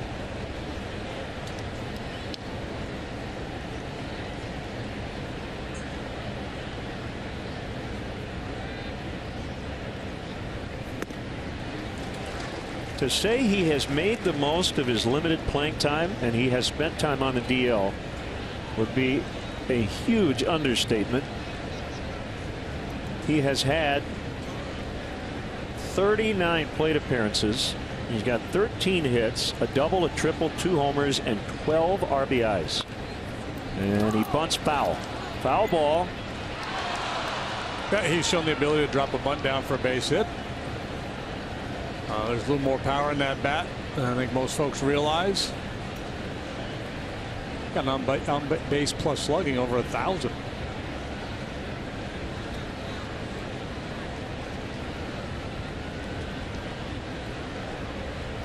Arrieta's earned run average went up nearly a half a run. Started at 129. Now it's at 172. With a chance to improve to 9-0. As Joe likes to say, they can't all be oil paintings. And you know, there are a number of things conspiring against them here today. One, the home plate umpire, C.B. Buckner, a little tight. Cardinal hitters really good at bats against them, and I think when they kind of go back and review a video on this one and talk about it, probably, you know, maybe establish inside a little bit earlier in the game and open up that outside corner.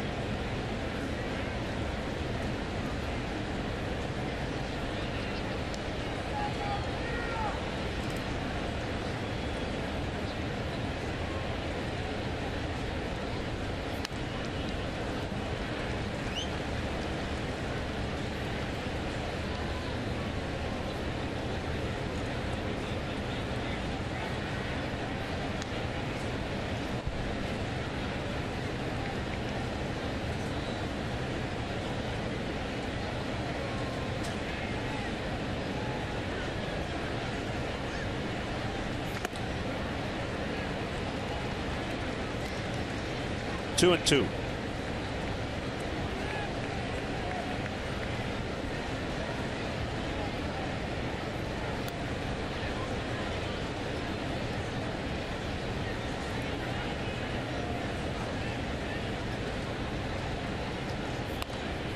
Bunted to third, and Tejada will just put it in his pocket.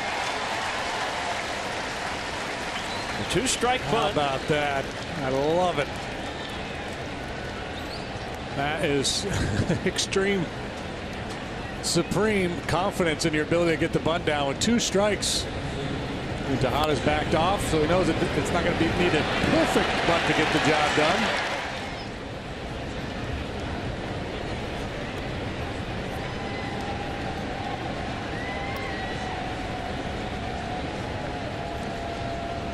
So that sets it up for the top of the order.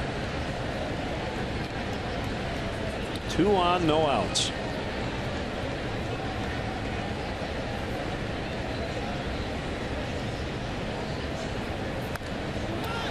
Fowler pops up this one at foul ground, and Molina makes the grab.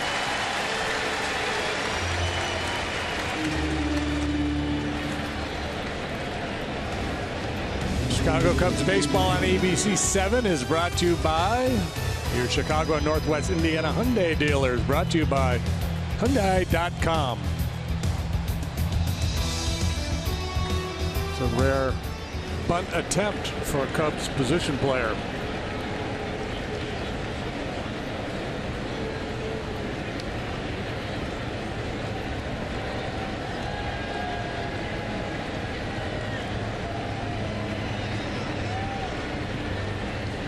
Hayward 1 for 3. Line shot foul. The Mercedes-Benz drive of the game happened in that 6-run second. Hayward knocked one off the bag at first into the right field corner, scoring 2.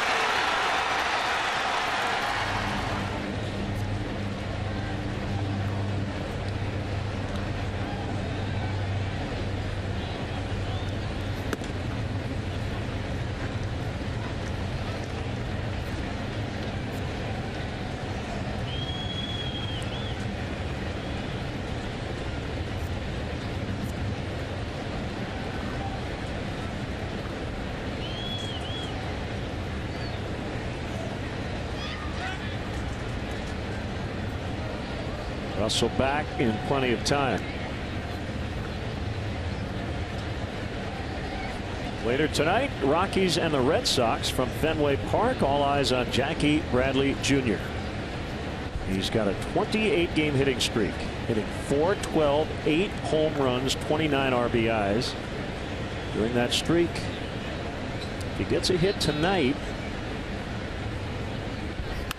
it'll be 29 in a row, and it'll tie Johnny Damon for the 4th longest hit streak in Red Sox history. The Red Sox record is held by Joe DiMaggio's brother, Dom. I thought Dom had a long one. 34 games in 1949. Chad Bettis will pitch for the Rockies against Stephen Wright.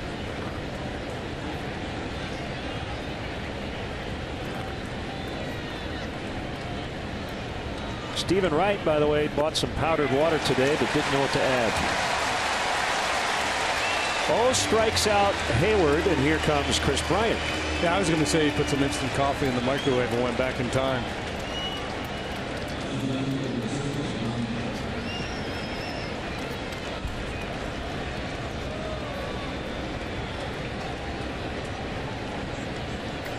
That's what you do when you're not in the lineup.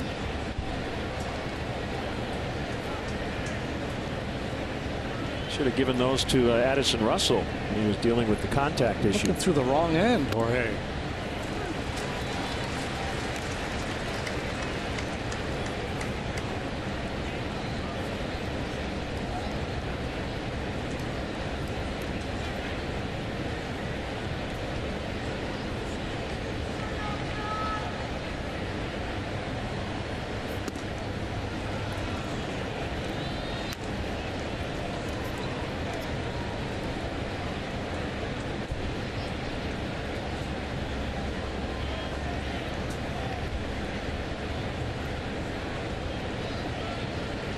My favorite Stephen Wright joke, it changes because there's so many good ones. But my current favorite has to be, it's a small world, but I wouldn't want to paint it. It's worthy of a Joe Madden t-shirt. I agree.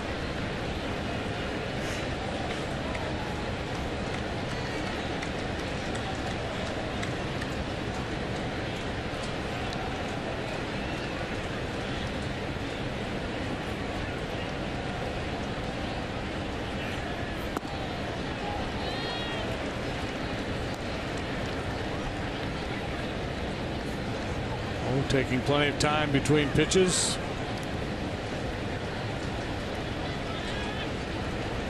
Promising start to the inning. Now it's up to Bryant to get something done here with a couple outs.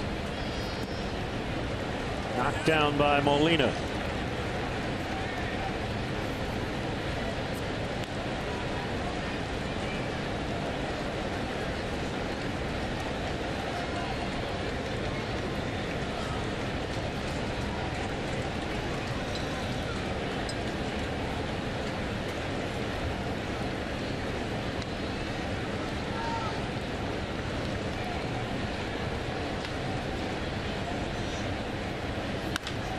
Bryant in the air, deep to left. Holiday can only watch it go over the bullpen.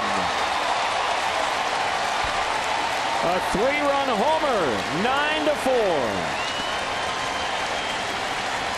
Oh, that was one big swing of the bat for Chris Bryant. The Cardinals were able to tighten this thing up, but now some separation with the long ball. And Bryant has now hit more home runs on the road this year than he did all last season. Here's your Toyota home run replay. We talked about slider earlier. It's a good one, but that was not a particularly good one. A bit of a hanger. And bye-bye. Toyota home run cam. Chris Bryant. It's his 4th home run on this trip.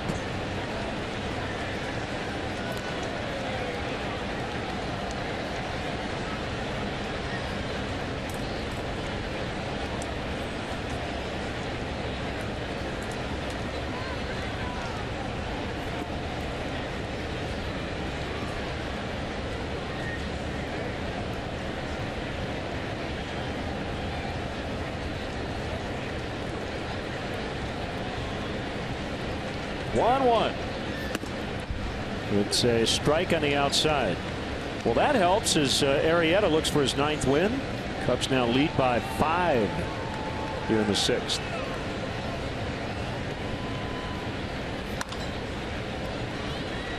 A bouncer to Tejada, the 3rd baseman, in the shift. Inning over. Bryant, 3-run blast. It's 9-4 Cubs.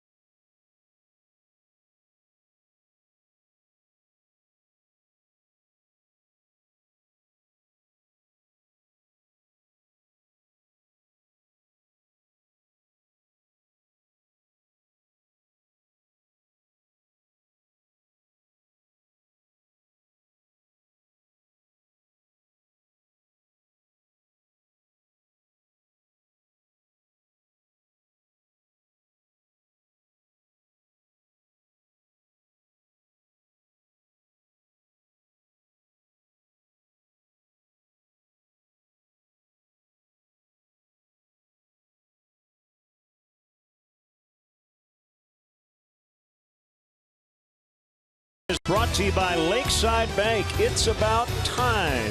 Adam Warren into the game. Cubs leading by 5. Adam 3-1 with a 2.08. Gave up the walk-off home run to Randall Grichuk here the other night. But for the most part, he's been outstanding. Let's take a look at the Toyota home run cam for that last Cubs home run. Number 10 on the season for Chris Bryant, just one behind Anthony Rizzo now. This is the first one allowed by Mr. O. And oh my, he got into that one. Salvaged an inning with, got up to a great start, then 2 outs. High leverage situation, and the big fella delivers. Facing Ruben Tejada, and then a pinch hitter. Looks like Jeremy Hazelbaker will bat for O. Jonathan Broxton up in the home bullpen.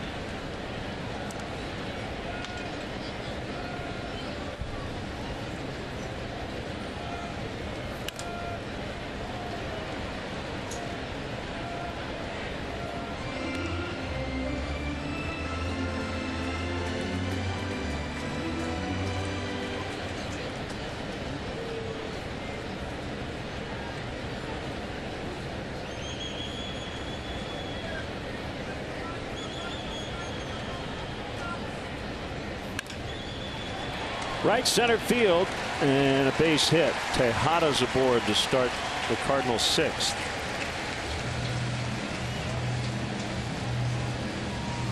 Chicago Cubs baseball on ABC 7 is brought to you by State Farm. Find an agent at statefarm.com.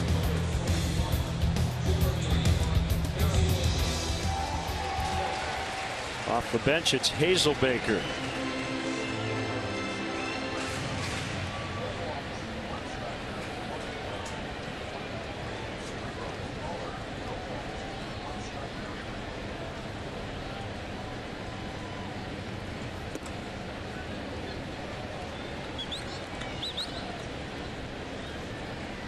Cardinals have hit 9 pinch home runs this year, by far the most in Major League Baseball.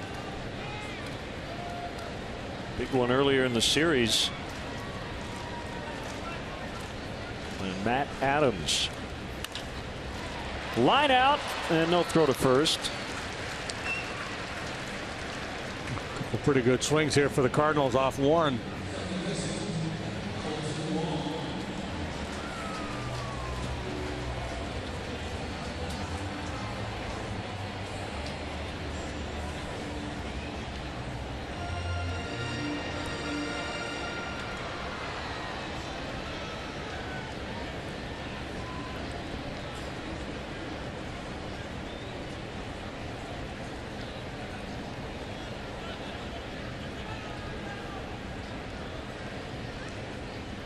Warren's first offering to Wong is a ball.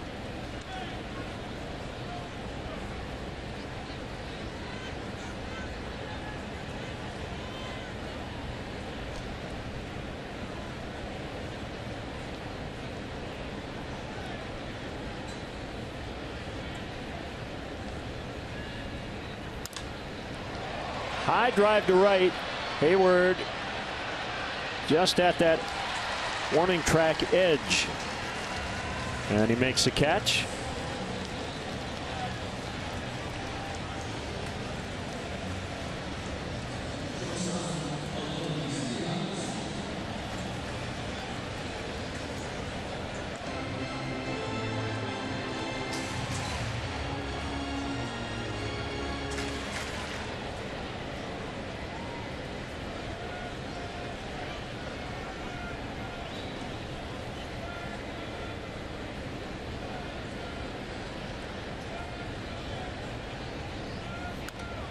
Out. Diaz fouled off the end of the bat near the on-deck hitter Holiday.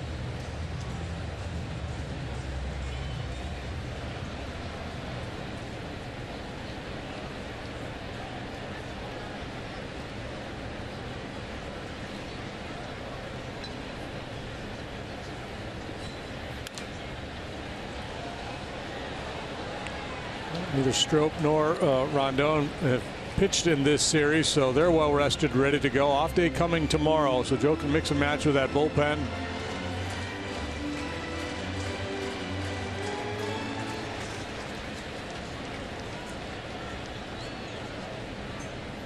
And Strop, he's just starting to crank it up.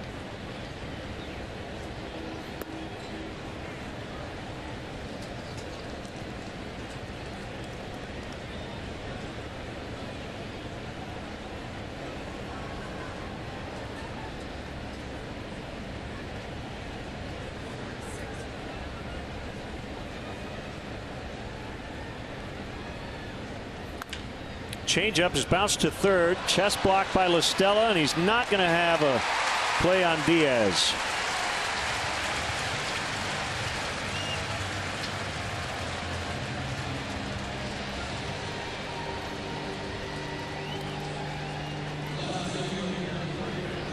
Second error of the day on La Stella. Tough hop here. Ball jumps up on him. I guess the price you pay for waiting back. You're at the mercy of the hop. Here comes Chris Bosio before Matt Holliday bats.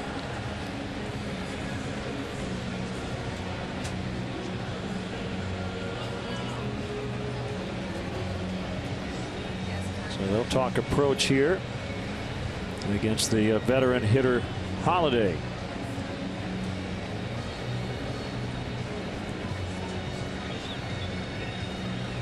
Time now for the out-of-town scoreboard, brought to you by the all-new 2017 Chrysler Pacifica. Takes comfort, storage, and technology to the next level, making Pacifica the new benchmark of minivans. Mets are within a half game of the lead in the East. 2-0 shutout over the Nationals today. Struggling Twins are leading in the 7th at home against the Royals. Rangers a 7-6 advantage over the Angels in the 6th. Phillies lead the Tigers 8-5. They're in the 9th inning in Detroit. Deep to right. Hayward at the wall, and a 3-run homer. Holliday answers back after Bryant went deep in the top of the inning.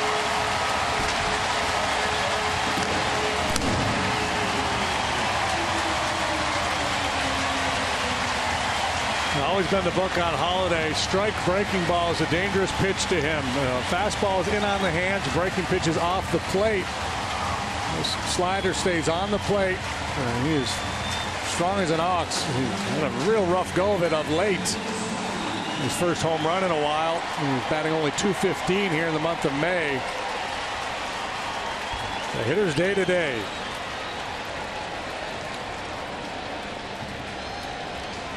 So the Cardinals have 4 home runs in the series. 3 have been opposite field shots by right-handed batters.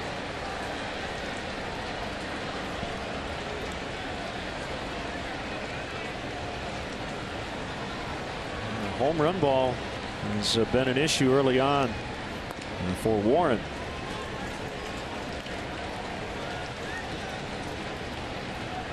Got to regroup now. Yeah, you know, there was a time, and it's been a long time, but there was a time in this game where you could be safe just working guys away. They weren't going to hit the ball out of the ballpark the opposite way on you. Very few guys were capable of doing that. Now there's a whole bunch of them.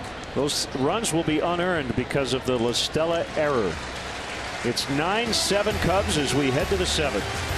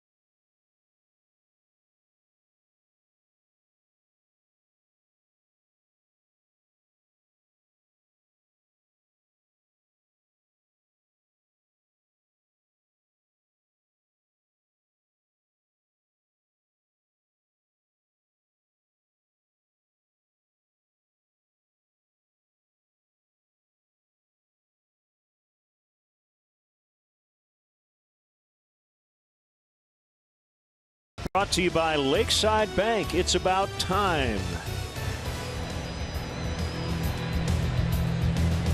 Experienced right-hander Jonathan Broxton. Broxton has pitched to a 4.67 ERA this year in 18 ball games. A big chunk of that came in one outing 2 appearances ago against the Diamondbacks. He allowed 5 earned runs in 1/3 of an inning. 6'4", 285. 12th year in the majors. Facing Ben Zobrist.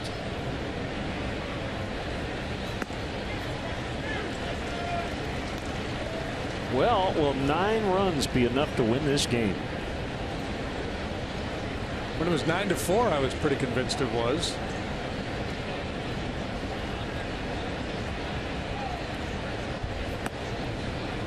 Broxton used to be one of the hardest throwers in baseball.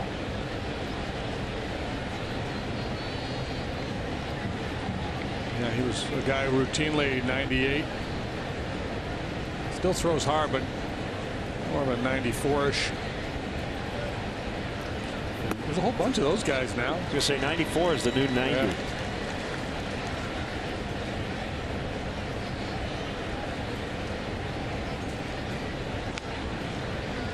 Broke in with the Dodgers back in 2005.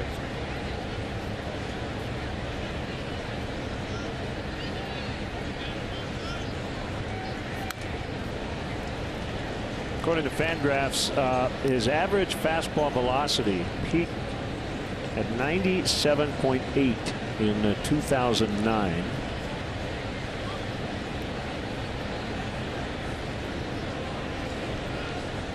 This year it's 94. He doesn't throw that heater quite as much as he once did. Throws a lot more changeups now. And the slider.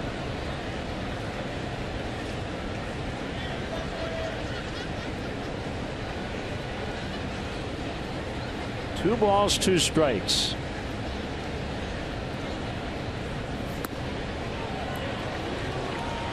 Again, another pitch most guys swing at with 2 strikes.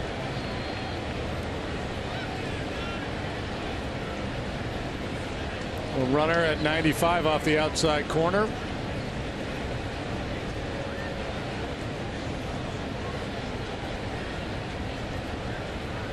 That's pitch recognition, right?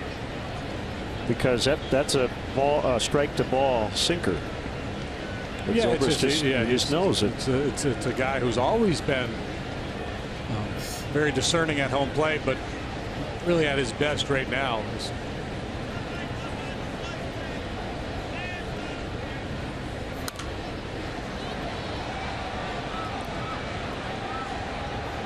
Now that looked like a 4-seamer that might have caught the corner, and Zobrist fought it off. Yeah, this pitch is on the plate at 96 miles an hour, so the 4-seamer is not going to get as much movement. Some guys do get run on their 4-seam fastball, but most don't. It's a pitch you can, trust to stay in the zone if that's your goal. It's not going to run on you that much.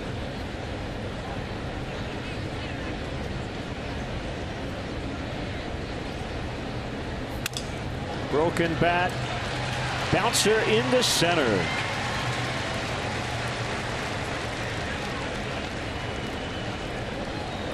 Let's send it down to Dion Miller. Well, Len, I think today is quite evidence that the Cubs road trip hasn't exactly been a smooth one. Just makes them more anxious for tomorrow's off day and a chance to get home for a while. A 10-game homestand at Wrigley opens on Friday. Our next broadcast is Saturday. Cubs and Phillies. Pregame starts at 1 o'clock. The first pitch will come at 1:20. Though I think it's more appropriate we have baseball today on ABC 7. Ron Majors Day in the state of Illinois as he heads into his final broadcasts tonight. Wow, guys, he will be missed. For sure. We enjoyed chatting with Ron Dion recently on the last homestand, and we wish him the best as the Cardinals pitch out on Saturday. That next ABC 7 telecast will feature Jared Eickhoff and Kyle Hendricks in a matchup of right-handers.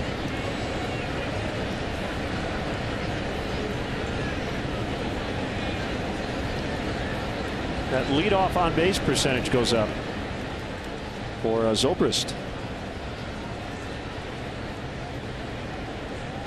Yesterday it was at .512, the best in Major League Baseball when leading off an inning.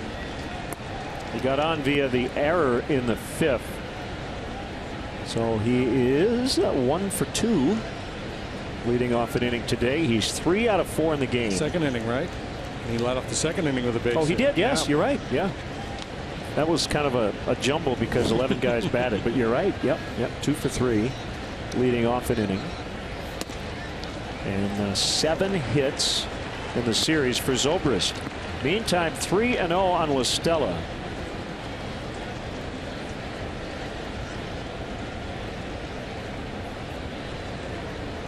3 3-hit games for Zobrist here in his last 8.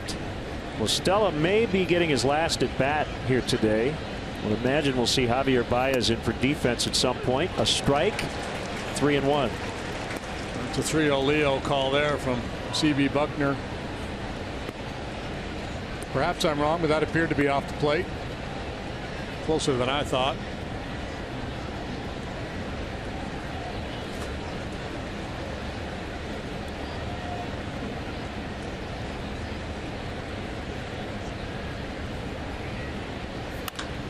Look out, Brandon Hyde.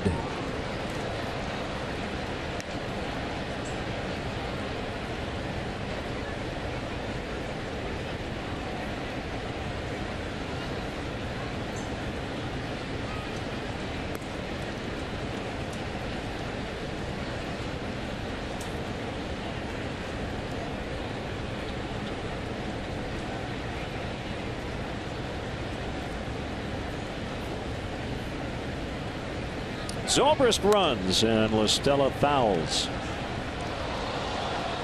There's a chance we'll be back at home tonight to see that final Ron Majors broadcast.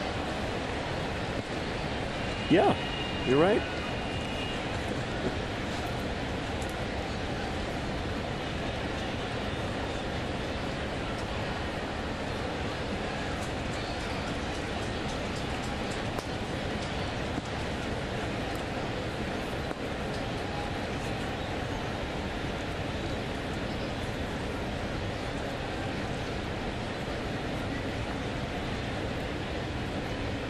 Zobrist takes off again. Ball 4.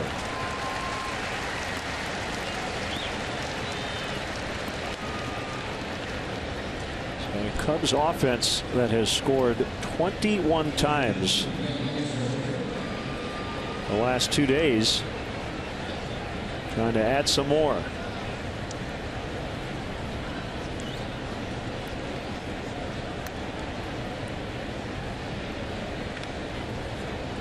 Cardinals infielders looking into the dugout.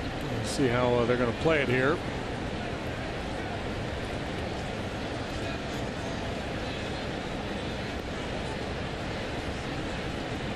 Montero, Russell, and then a pinch hitter for Warren. See Travis Wood up in the pen.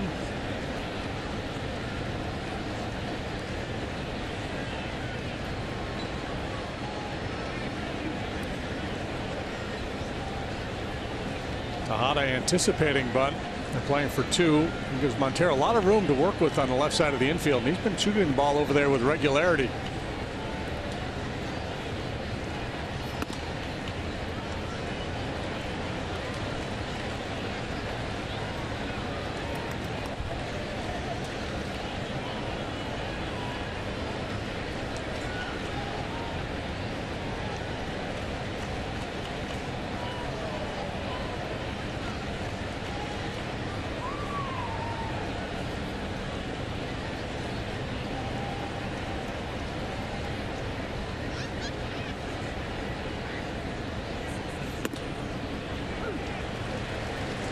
One and one.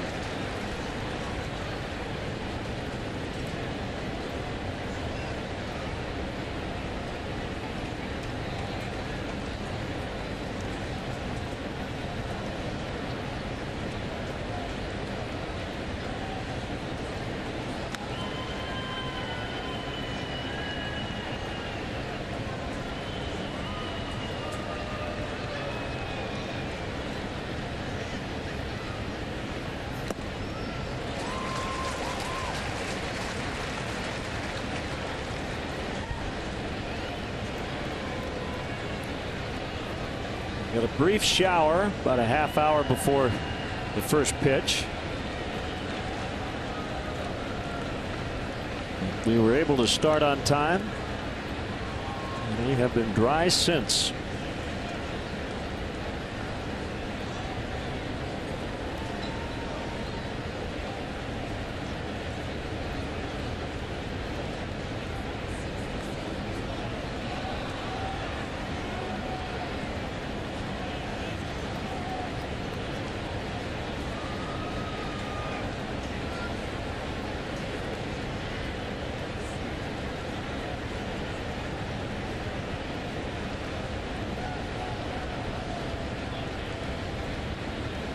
Two on, nobody out, and a 1-2 is wide, not by much. 2-2.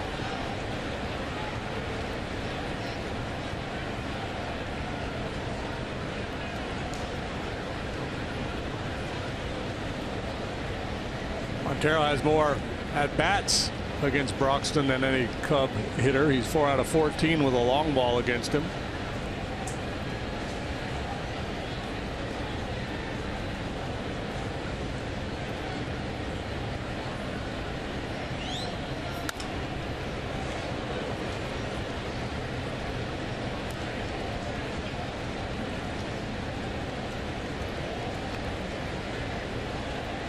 I think everybody's looking forward to the off day tomorrow, just to try to get their sleep schedule back in order. To trip out to the West Coast. Late night / early morning arrival on Monday here in St. Louis.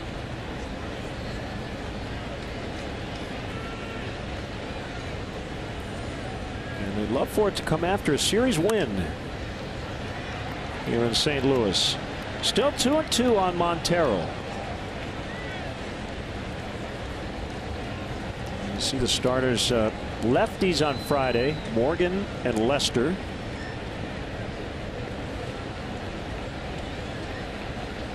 Vasquez has got a big arm, piling up the strikeouts. He'll work the finale against John Lackey on Sunday.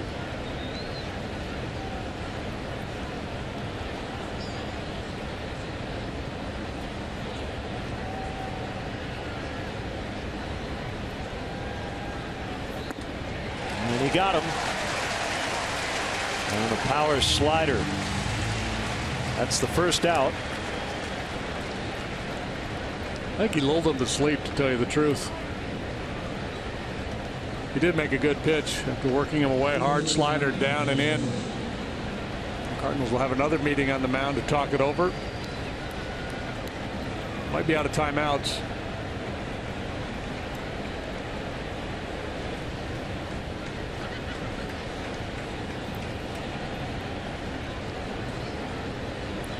Russell's had a nice day with 2 hits and 2 runs.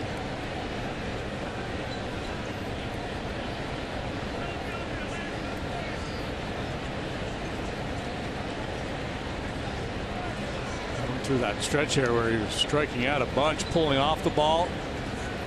He's in the middle of the diamond here today.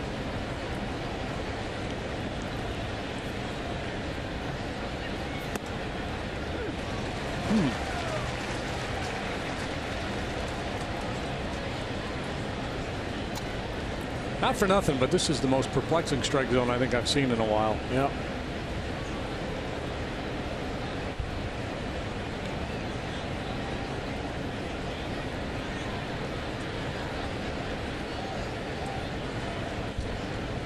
Play him a little bit to the offside in the outfield. Grichuk towards the alley in right center, and shallow, very shallow, is Piscotty in right.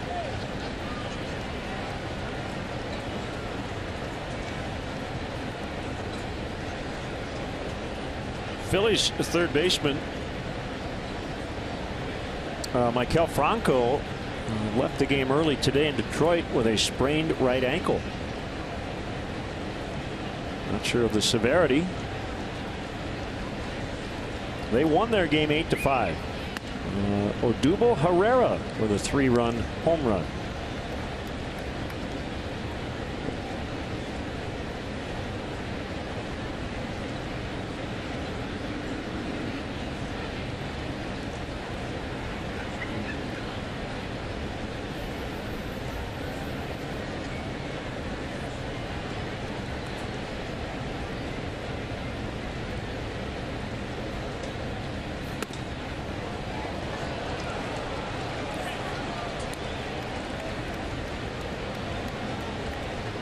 2 balls, 2 strikes.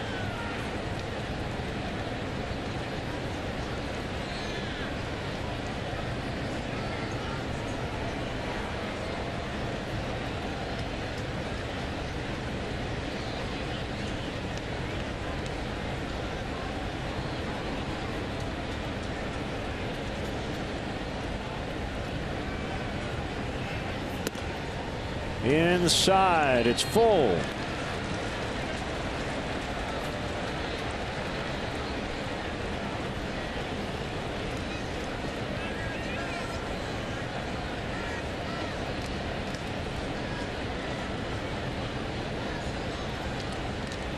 "27 pitches in the inning for Broxton, and he has taken a lot of time before each and every one of them.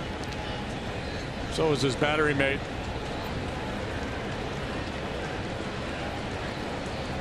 And lead the league in conversations. It has felt like Sergio Garcia lining up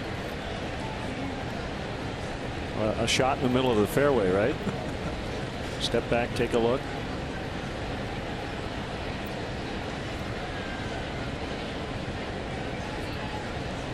Is he a little quicker now than he used to be? I think so, yeah.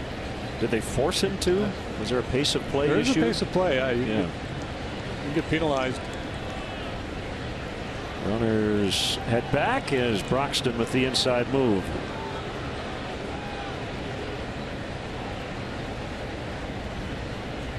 Well, this tests everybody's concentration. The hitter, the guys in the field playing behind him. Runners not going, and Russell had a real good swing. Looked like the slider was up. Got underneath it a little bit.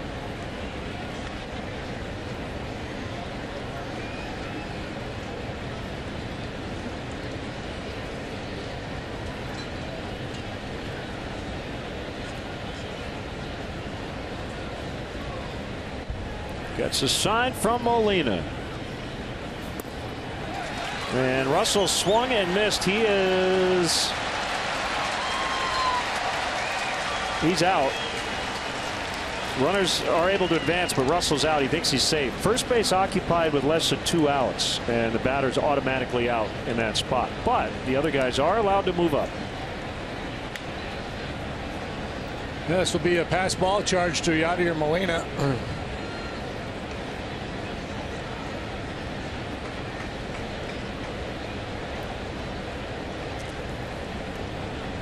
Mike Matheny is out. First base open. And Javier Baez, a pinch hitter, announced.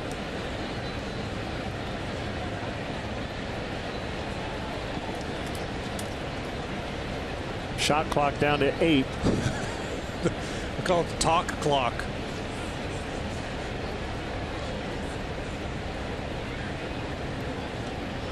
So here is Baez.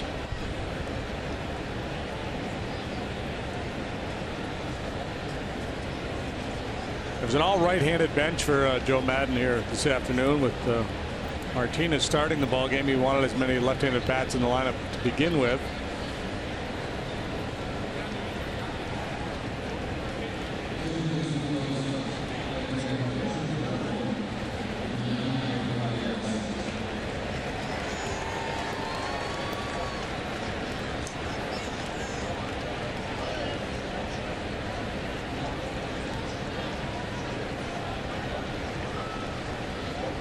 Big chance for Baez here. 2 runners in scoring position. Especially considering how the inning started. First 2 guys got on, but Broxton striking out Montero and Russell. Similar to last inning when the first 2 reached, then 2 outs before Bryant delivered the home run.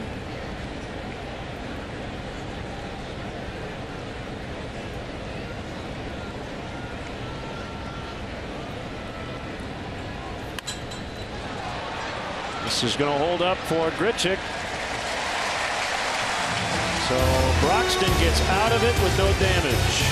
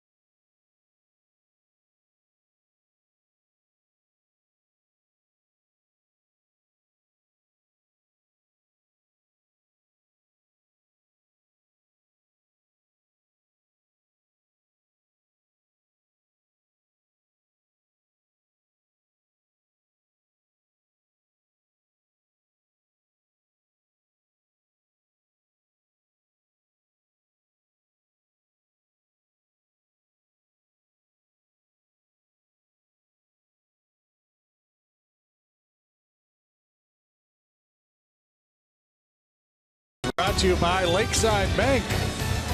It's about time. Travis Wood.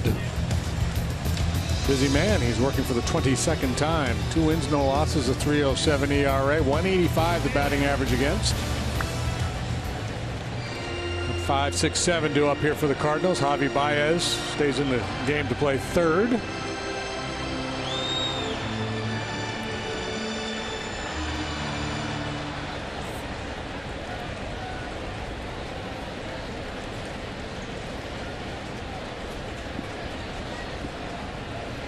Adams to lead it off. Well, we have not had a rain delay today, but we have had Jonathan Broxton on the mound.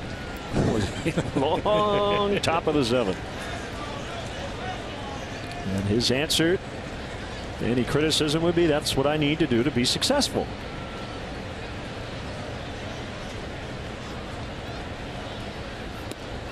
And he did get out of it with no damage. And that's why, last year when there was an emphasis on pace of play, and players were urged to stay in the box, pitchers were urged to work more quickly, but at the end of the day, guys are going to go back to doing what they normally do. So the only way you really change that is by putting rules in place. You legislate it. Yeah, I'm totally with you.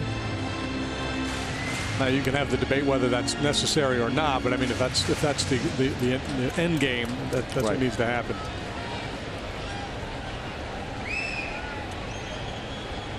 Normally, most guys work more quickly with nobody on than when there are men on. He really slowed it down. Yeah, Zobrist got on. And he's taking a lot of time between pitches, and then also his style of pitching lends itself. Guys that sink the ball, get a lot of movement in the zone, they tend to have quick at bats. They can challenge a big part of the plate, rely on movement. Guys will put the ball in play. A guy like Broxton, he's trying to pitch away from contact, so it's deep counts, foul ball, swings and misses. Deep to right, and a 1-run game as Matt Adams crushes one.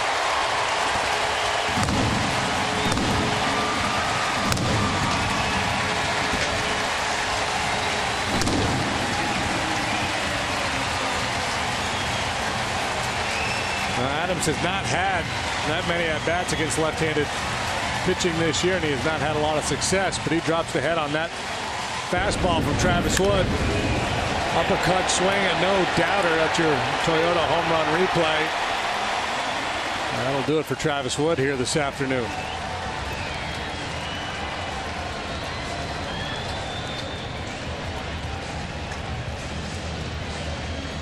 Looks like it'll be right-hander Justin Grimm. This call to the pen brought to you by Lakeside Bank. It's about time.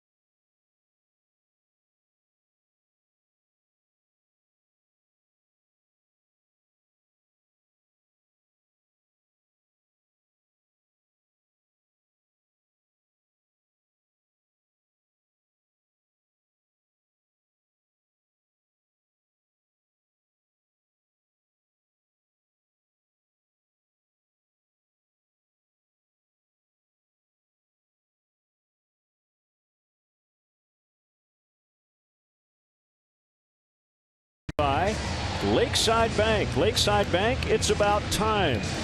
Here's Justin Grimm. One-run ball game all of a sudden. 9-8. Crazy, crazy day at the ballpark.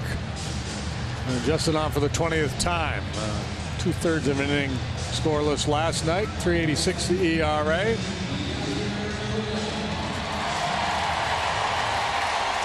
So Adams with the leadoff homer. And now it's Molina. Base is empty, nobody out.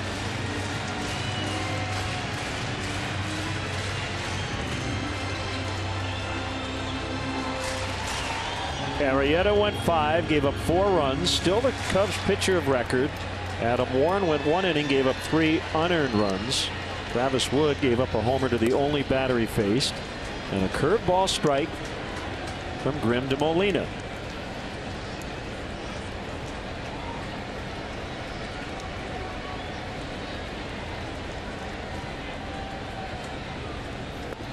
Swing and a miss. 0-2. It's a power curveball from Grimm. Molina, since 2011 against the Cubs, been awfully good. And he gets a lot of opportunities with about 19 games a year.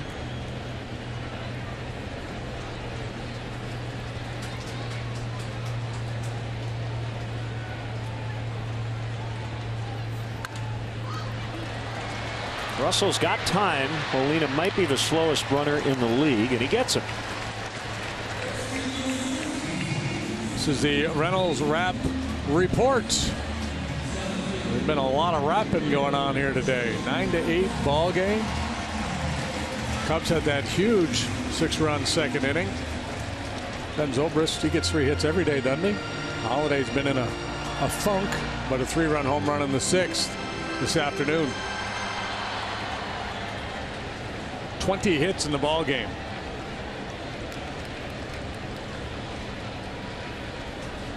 Grichuk, 2 hits including a homer. And this one will be handled by Hayward.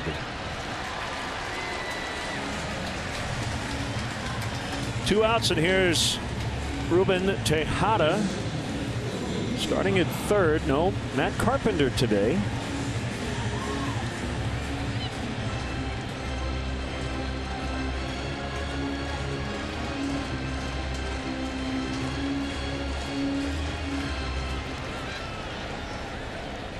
Tejada signed as a free agent during spring training after he was released by the Mets.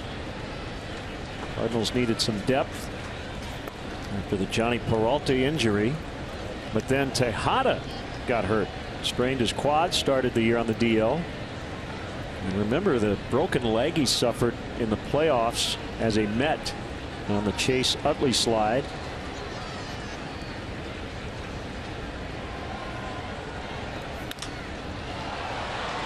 Hayward back now in. Nice job, Justin Grimm, to settle things down. It's now 9-8 Cubs as we go to the 8th.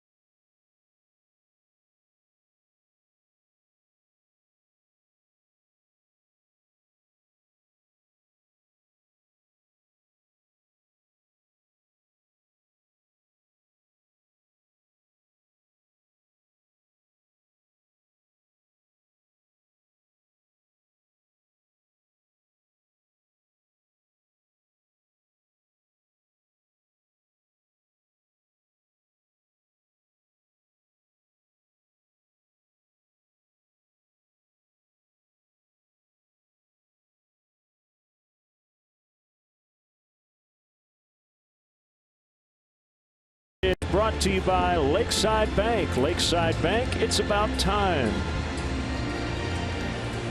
All lanky lefty Kevin Segrist against the top of the Cubs order. Fowler, Hayward, and Bryant. Segrist, he's a good one. 2.50 ERA, 169 batting average against, 25 strikeouts in 18 innings. He's only walked 4. Mid-90s heater, a real good changeup.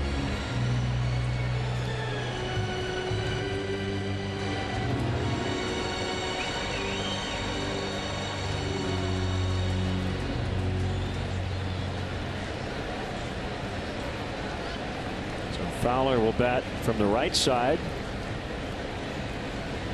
against the southpaw, who works from the stretch.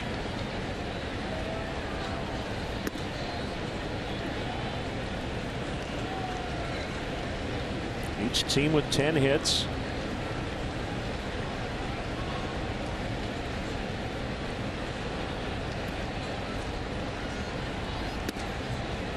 Two and 0. Segrist, the 8th pitcher in the ball game, 4 aside.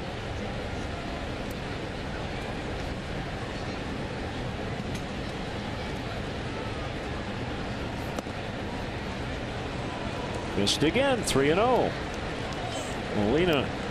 Yeah, and so chatting with CB. Yeah, and when a catcher is not really trying, when a catcher is not trying to rile up his own dugout, he won't turn his head and talk to the umpire. He'll just kind of keep looking forward and say, hey, where was that one? But when you're really upset with the home plate umpire, you're going to turn around and talk to him, as Molina did there. Ball 4. Leadoff man is on.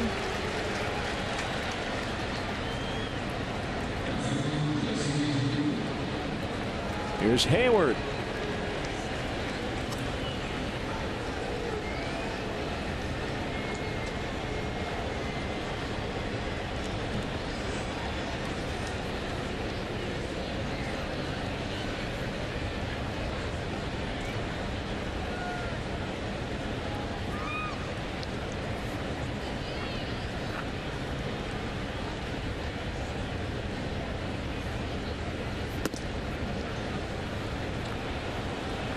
Five straight misses to start the inning.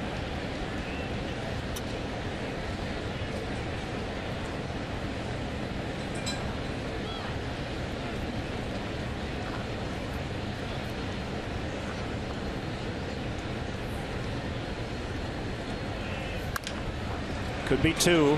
Hayward trying to beat out the double play ball, and he can't. 4-6-3.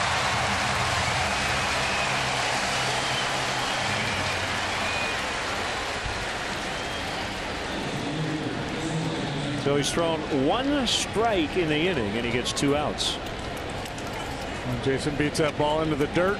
A good turnout there at second base.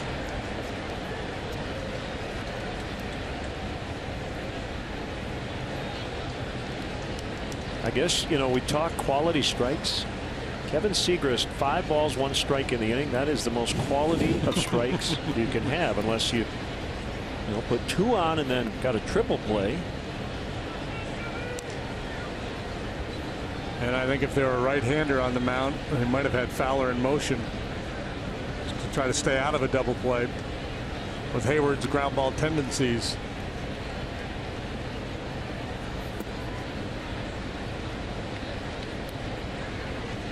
Well, Bryant with a 3-run homer. It was an insurance blast in the 6th, but it is looming incredibly large.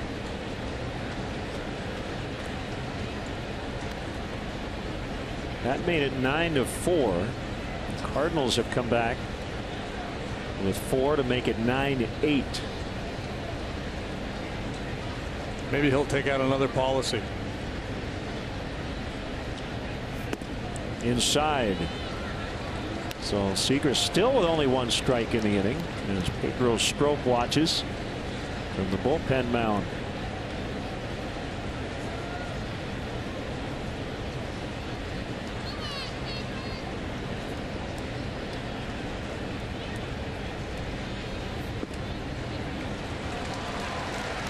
Second walk of the inning. Stay ahead of the weather with Chicago's first alert weather team with Jerry Taft, Cheryl Scott, and the entire ABC 7 weather team. Only on Eyewitness News.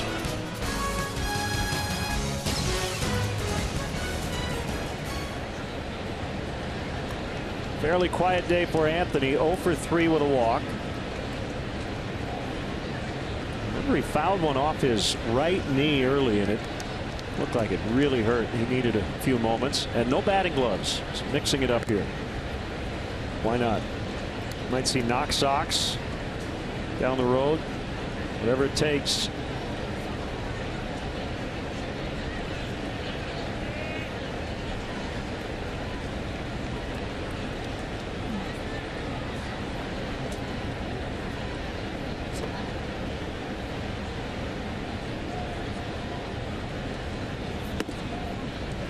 Let's check out the Subaru stolen base leaders, brought to you by the Subaru Outback and its Go Anywhere capability that allows you to steal more of life's adventures.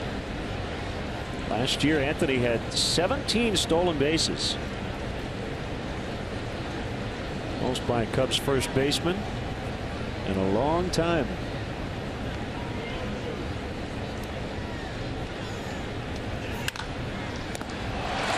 Fair ball. Adams will step on the bag.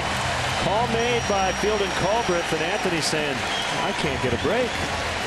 Still 9-8 in the 8th.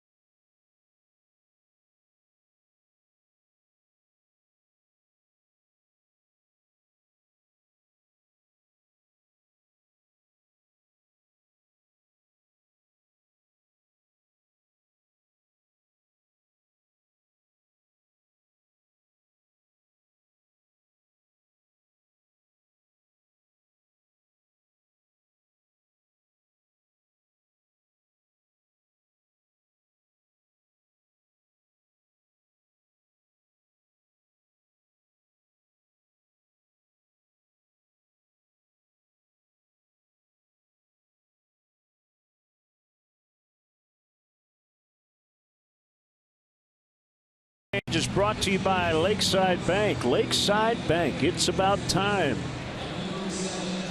Well, the idea here is Strop in the 8th, Rondon in the 9th with a 1-run lead. Brandon Moss will pinch hit. Strop's 21st appearance.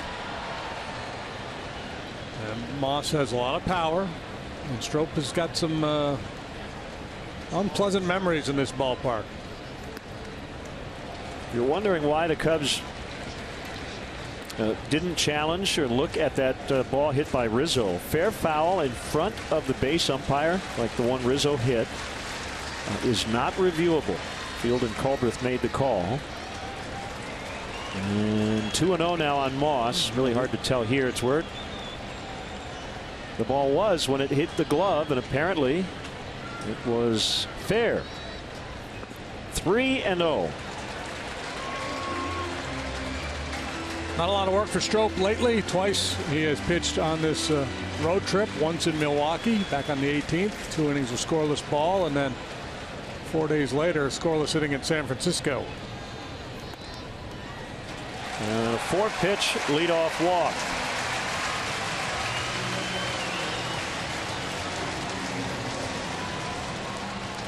He'll bring up Wong in the leadoff spot for only the second time this year. He's 1 for 4.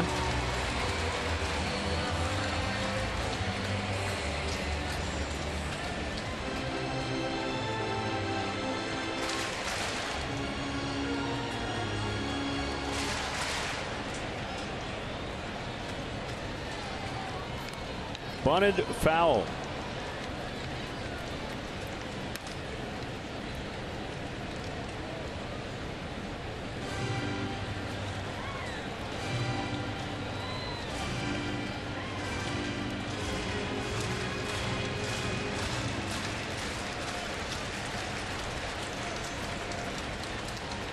Baez in at third. And Wong sends it high in the air to right. Hayward over near the foul line. Now camped under it.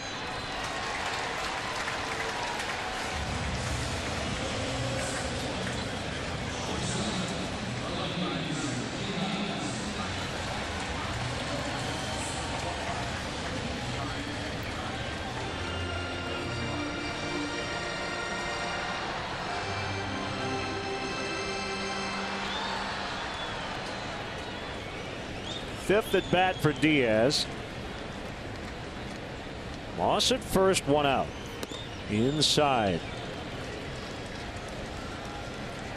And Pedro with a ERA of 9.35 in this ballpark in his career.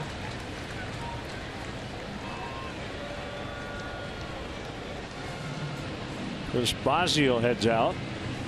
2 scoreless appearances in the series here earlier this year.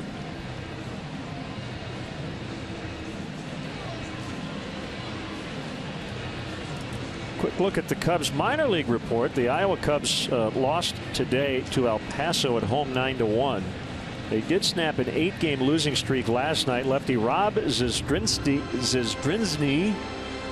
say that fast 5 times. Z-Man. The Z-Man in his AAA debut was terrific. 7 innings, 2 runs in a win last night. Wilson Contreras homered for the 2nd consecutive game. Albert Almora batting .333 on the year. Tapped foul. Earlier this week, Shane Victorino released. Remember, he had the calf injury in spring training, which set him back, and there just wasn't a spot on the major league roster. And we wish Shane the best.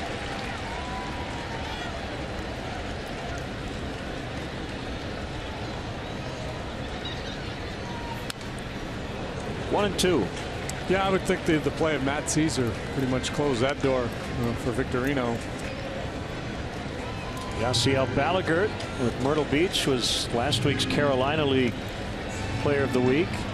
Eloy Jimenez, South Bend, the Midwest League Player of the Week. Foul ball, just fouled to third.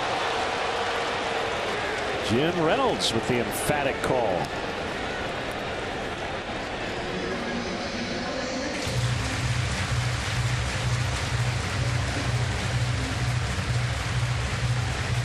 Yeah, the corner umpires, that's when they really get to show their flair. Got to sell it. 2-hand sweeping motion. Between a foul ball, a strike, and a 2-base hit. And Diaz, hands on hip, staring out at Reynolds. He's lucky that's not Joe West out there. Good read by Moss. So a wild pitch that barely got away from Montero, but Moss never hesitated. So the tying run is now in scoring position.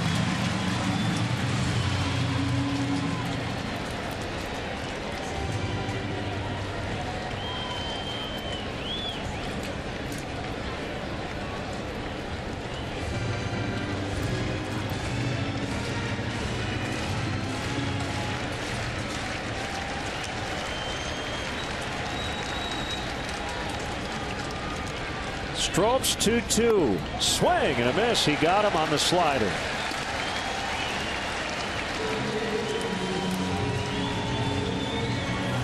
Little Louis Tiant, turn his back to home plate, and then a well-placed slide ball to get Diaz.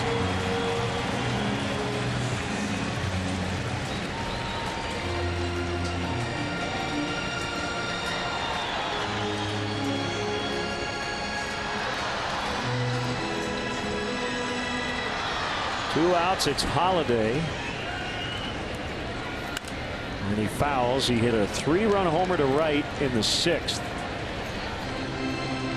to mitigate the Bryant home run in the top of that inning.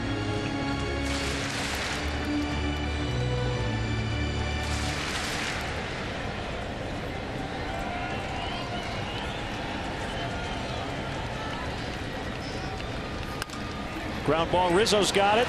Stroke over to the bag. Inning over. We will go to the 9th. Cubs 9, Cardinals 8.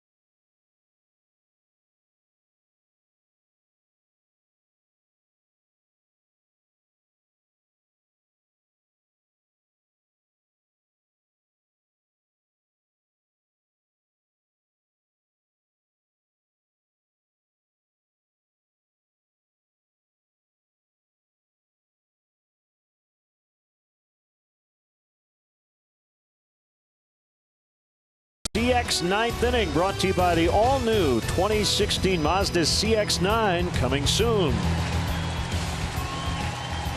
Moss stays in, he plays left. So Matt Holliday is done for the day, and this pitching change is brought to you by Lakeside Bank. Lakeside Bank, it's about time. Rosenthal, the Cardinal closer. Obviously not a safe situation, but he's 8 out of 9 in said situations. And he's got that fastball changeup combination as well. Trevor Cahill is up in the Cubs bullpen. Maybe he will start the 9th, the bottom of the 9th, and Zobrist will lead it off.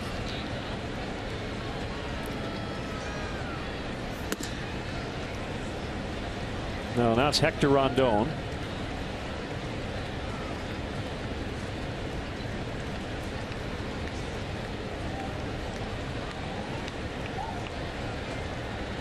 One-0.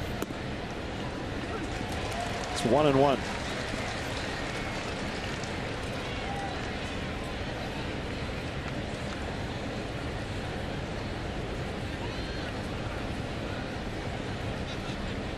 $45,565 here at Busch Stadium.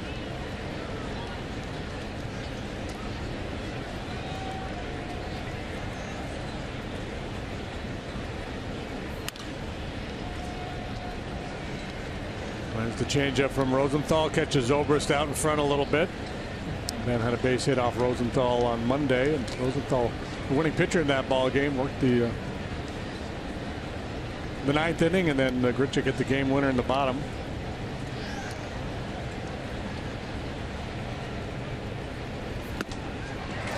Zobrist with a rare strikeout.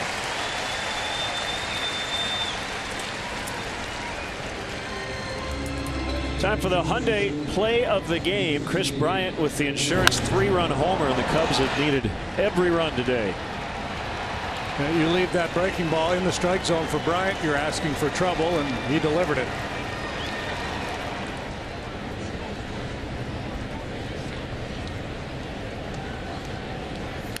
Soler pinch hitting for Strop.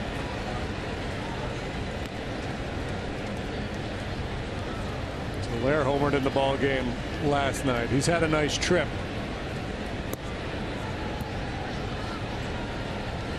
Seven out of 21 with a couple of long balls.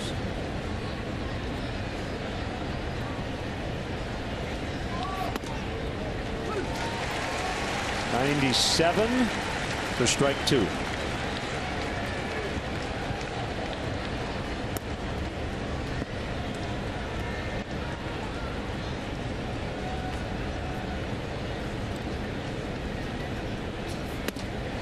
Swing and a miss. He got him. Back-to-back Ks for Rosenthal. One of the challenges for any hitter, and I think especially a young hitter, is to not be taken out of your game by a bad call by the umpire, a call you don't like. And you see that with Jorge from time to time. He didn't like that strike call. Just kind of got in his head a little bit.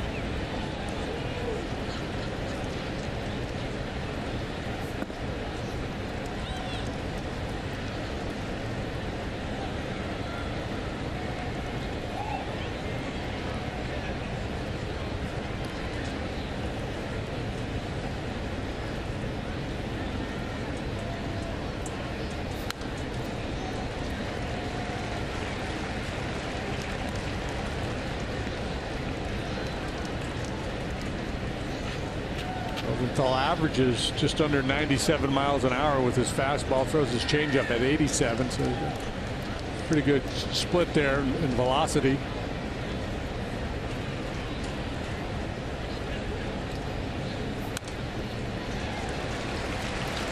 Montero does not get cheated.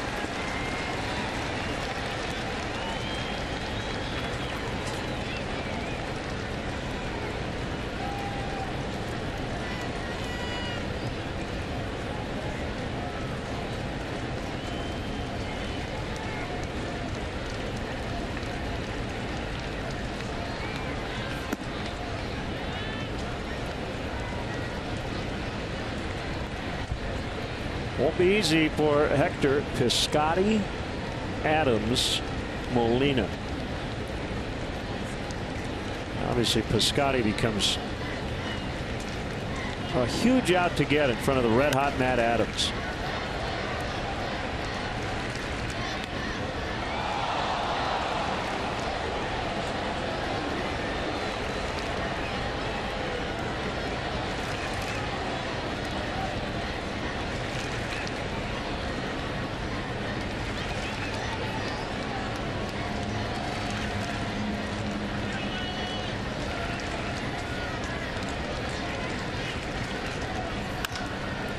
On the ground to Wong. And we will go to the bottom of the ninth. Don't go anywhere. 9-8.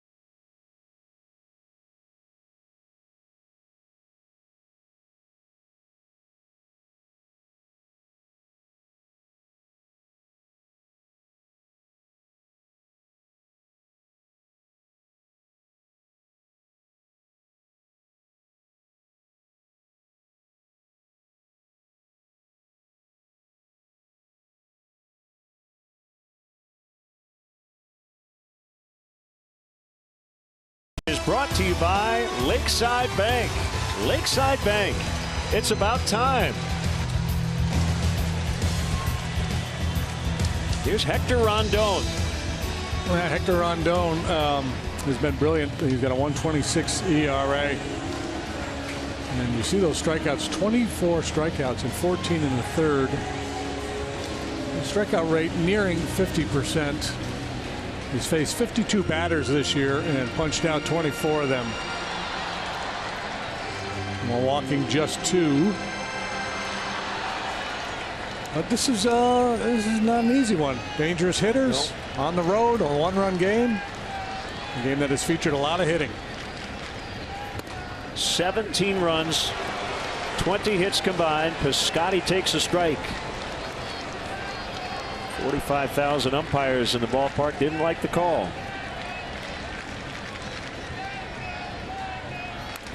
Fouled back, 0-2.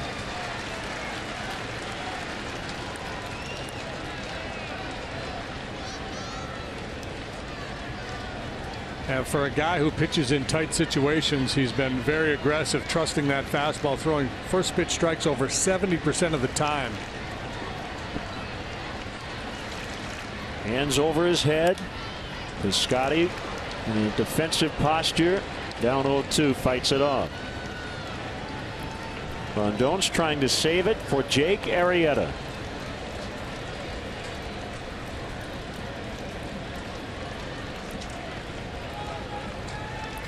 Jake gave up 4 runs in 5 innings. Yeah, we were joking around, and we like to play around with our Jake Arrieta conversion formula. He had a 6-1 lead heading into the bottom of the second. So with Jake on the mound, that feels like game over, game set match, blowout. Give the Cardinals credit, they really battled back. Ground ball and a base hit into right on a 1-2 offering.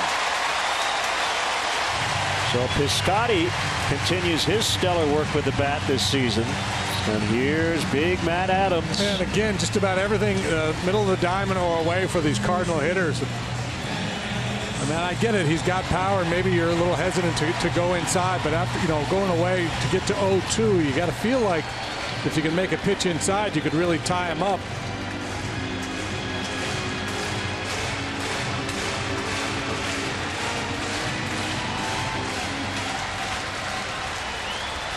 And imagine Mike Matheny will not be very aggressive with Adams at the plate. That could change, though, if Rondon gets him.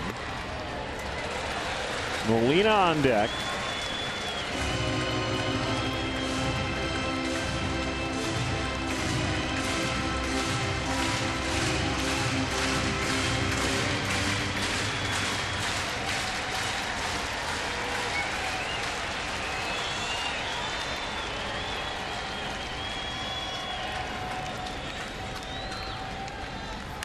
Look out. Oh, my goodness. Jaime Garcia is fortunate they had that extended net right at the edge of the dugout, and he might have been blasted in the noggin. That was scary.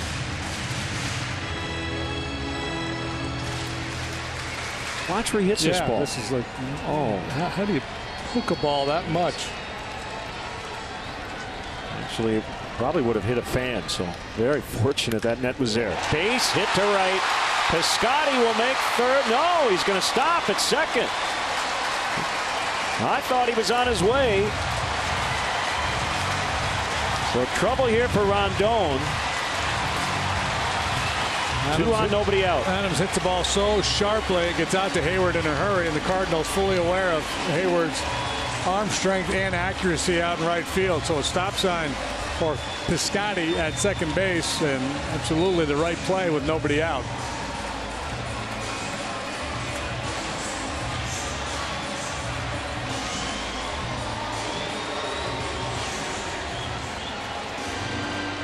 Well, that could be huge. We mentioned Molina doesn't run well, so a double play candidate. But if it's first and third, double play could mean a tie game.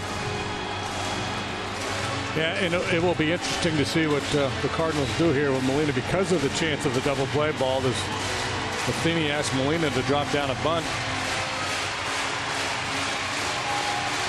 He has not put down a sacrifice bunt this year.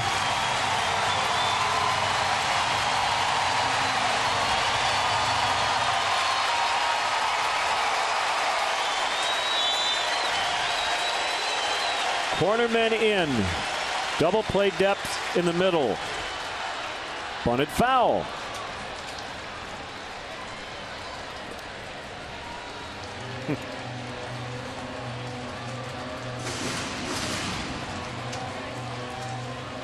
Not a big sample, but it gets your attention, doesn't it? 5 out of 8 against a guy like Rondon. That's for all we know. 3 of those could be bloopers.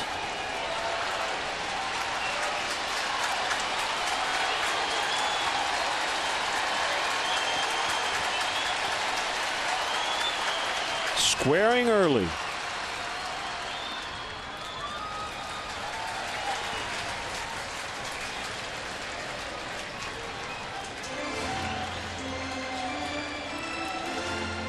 Now you get into the debate of how easy do you try to make it for Molina to give you an out. I guess once you get to 2-ball count. Yeah, you can't. Yeah, you gotta let him put it in play at some point. But you know, his quality pitcher, that slider. Rizzo's so aggressive defending the bunt that allows Baez to cheat a little bit to try to stay home for possible force play at third base.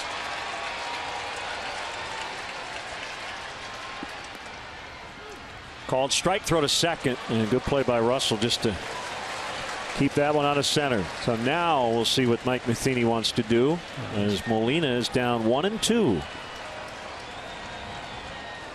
That's the frustrating part for a manager when you've got the bunt on and the guy takes a strike.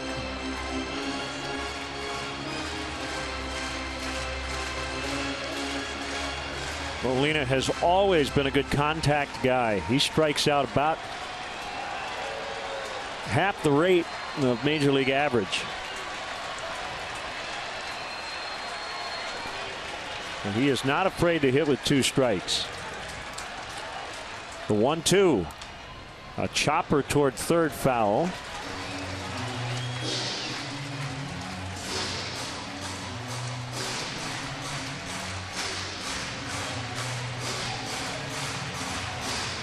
Randall Grichuk is on deck. Piscotty and Adams with back-to-back singles to start the inning.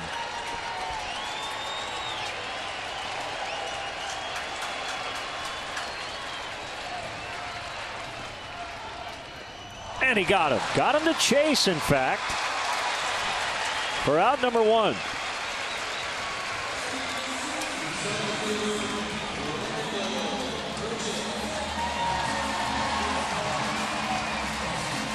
And lunging at the slider, and a good job by Montero to block and hang on to that ball, so no advancement for the base runners.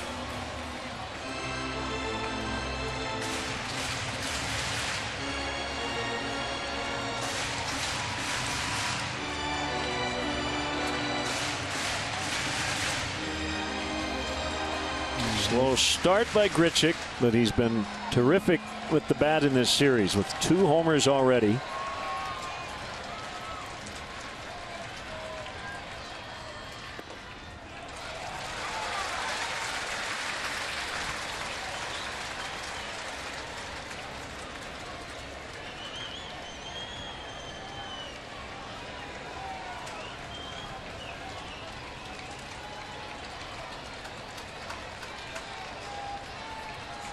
The 1-0, fouled back.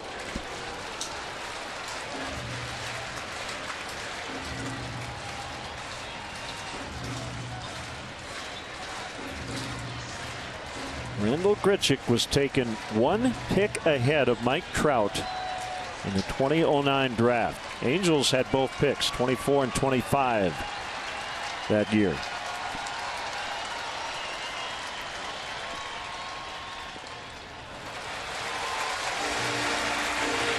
First at bat, he had a home run into the Cardinal bullpen. Second at bat, he singled to right. And the ground ball, ground into a force play to third, but then last time a fly to right. So he's very, very right field centric here with his approach.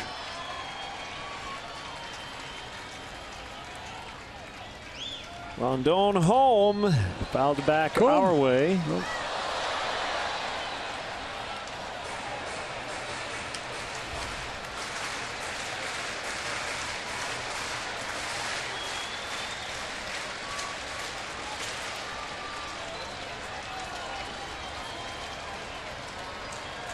Jed Jerko out on deck.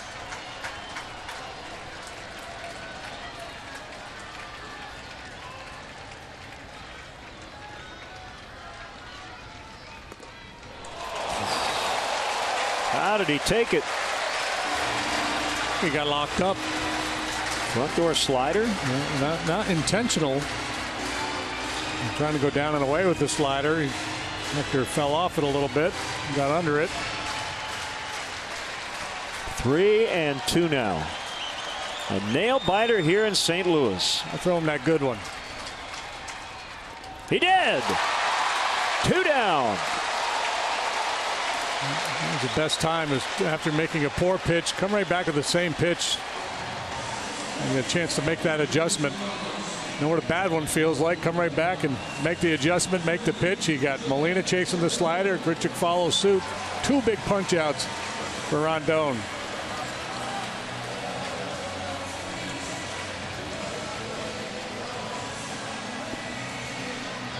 It is Jed Jerko, former Padre, off the bench. He's dangerous. He's hit 5 home runs this year. To Gordon Gekko, Wall Street. Greed is good. There's his line. So the pitcher, hitter greed. You take advantage of it, especially in situations like this. High anxiety, tying run in scoring position.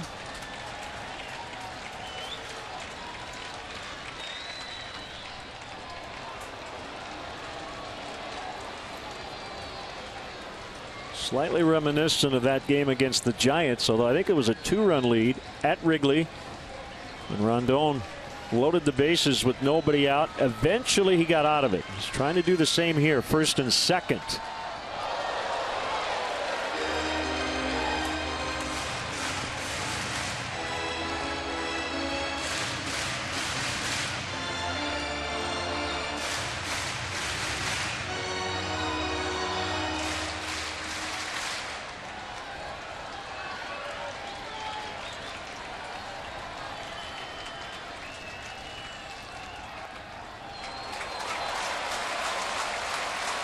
Now that's the difference between 2-strike count and a hitter early in a count. Yep. Right? Not quite as anxious. Able to check. Brandon Moss is on deck. Ground ball back to Rondon. He knocks it down. He's got time to recover. Cubs win. Cubs win. 9-8 the final. Jake Arrieta wins again. Oh, baby, that was tight to the finish, wasn't it? Indeed it was. He threw 1 changeup in the whole inning, and that was to Rizzo to finish the ball game. 9-8 Cubs the final.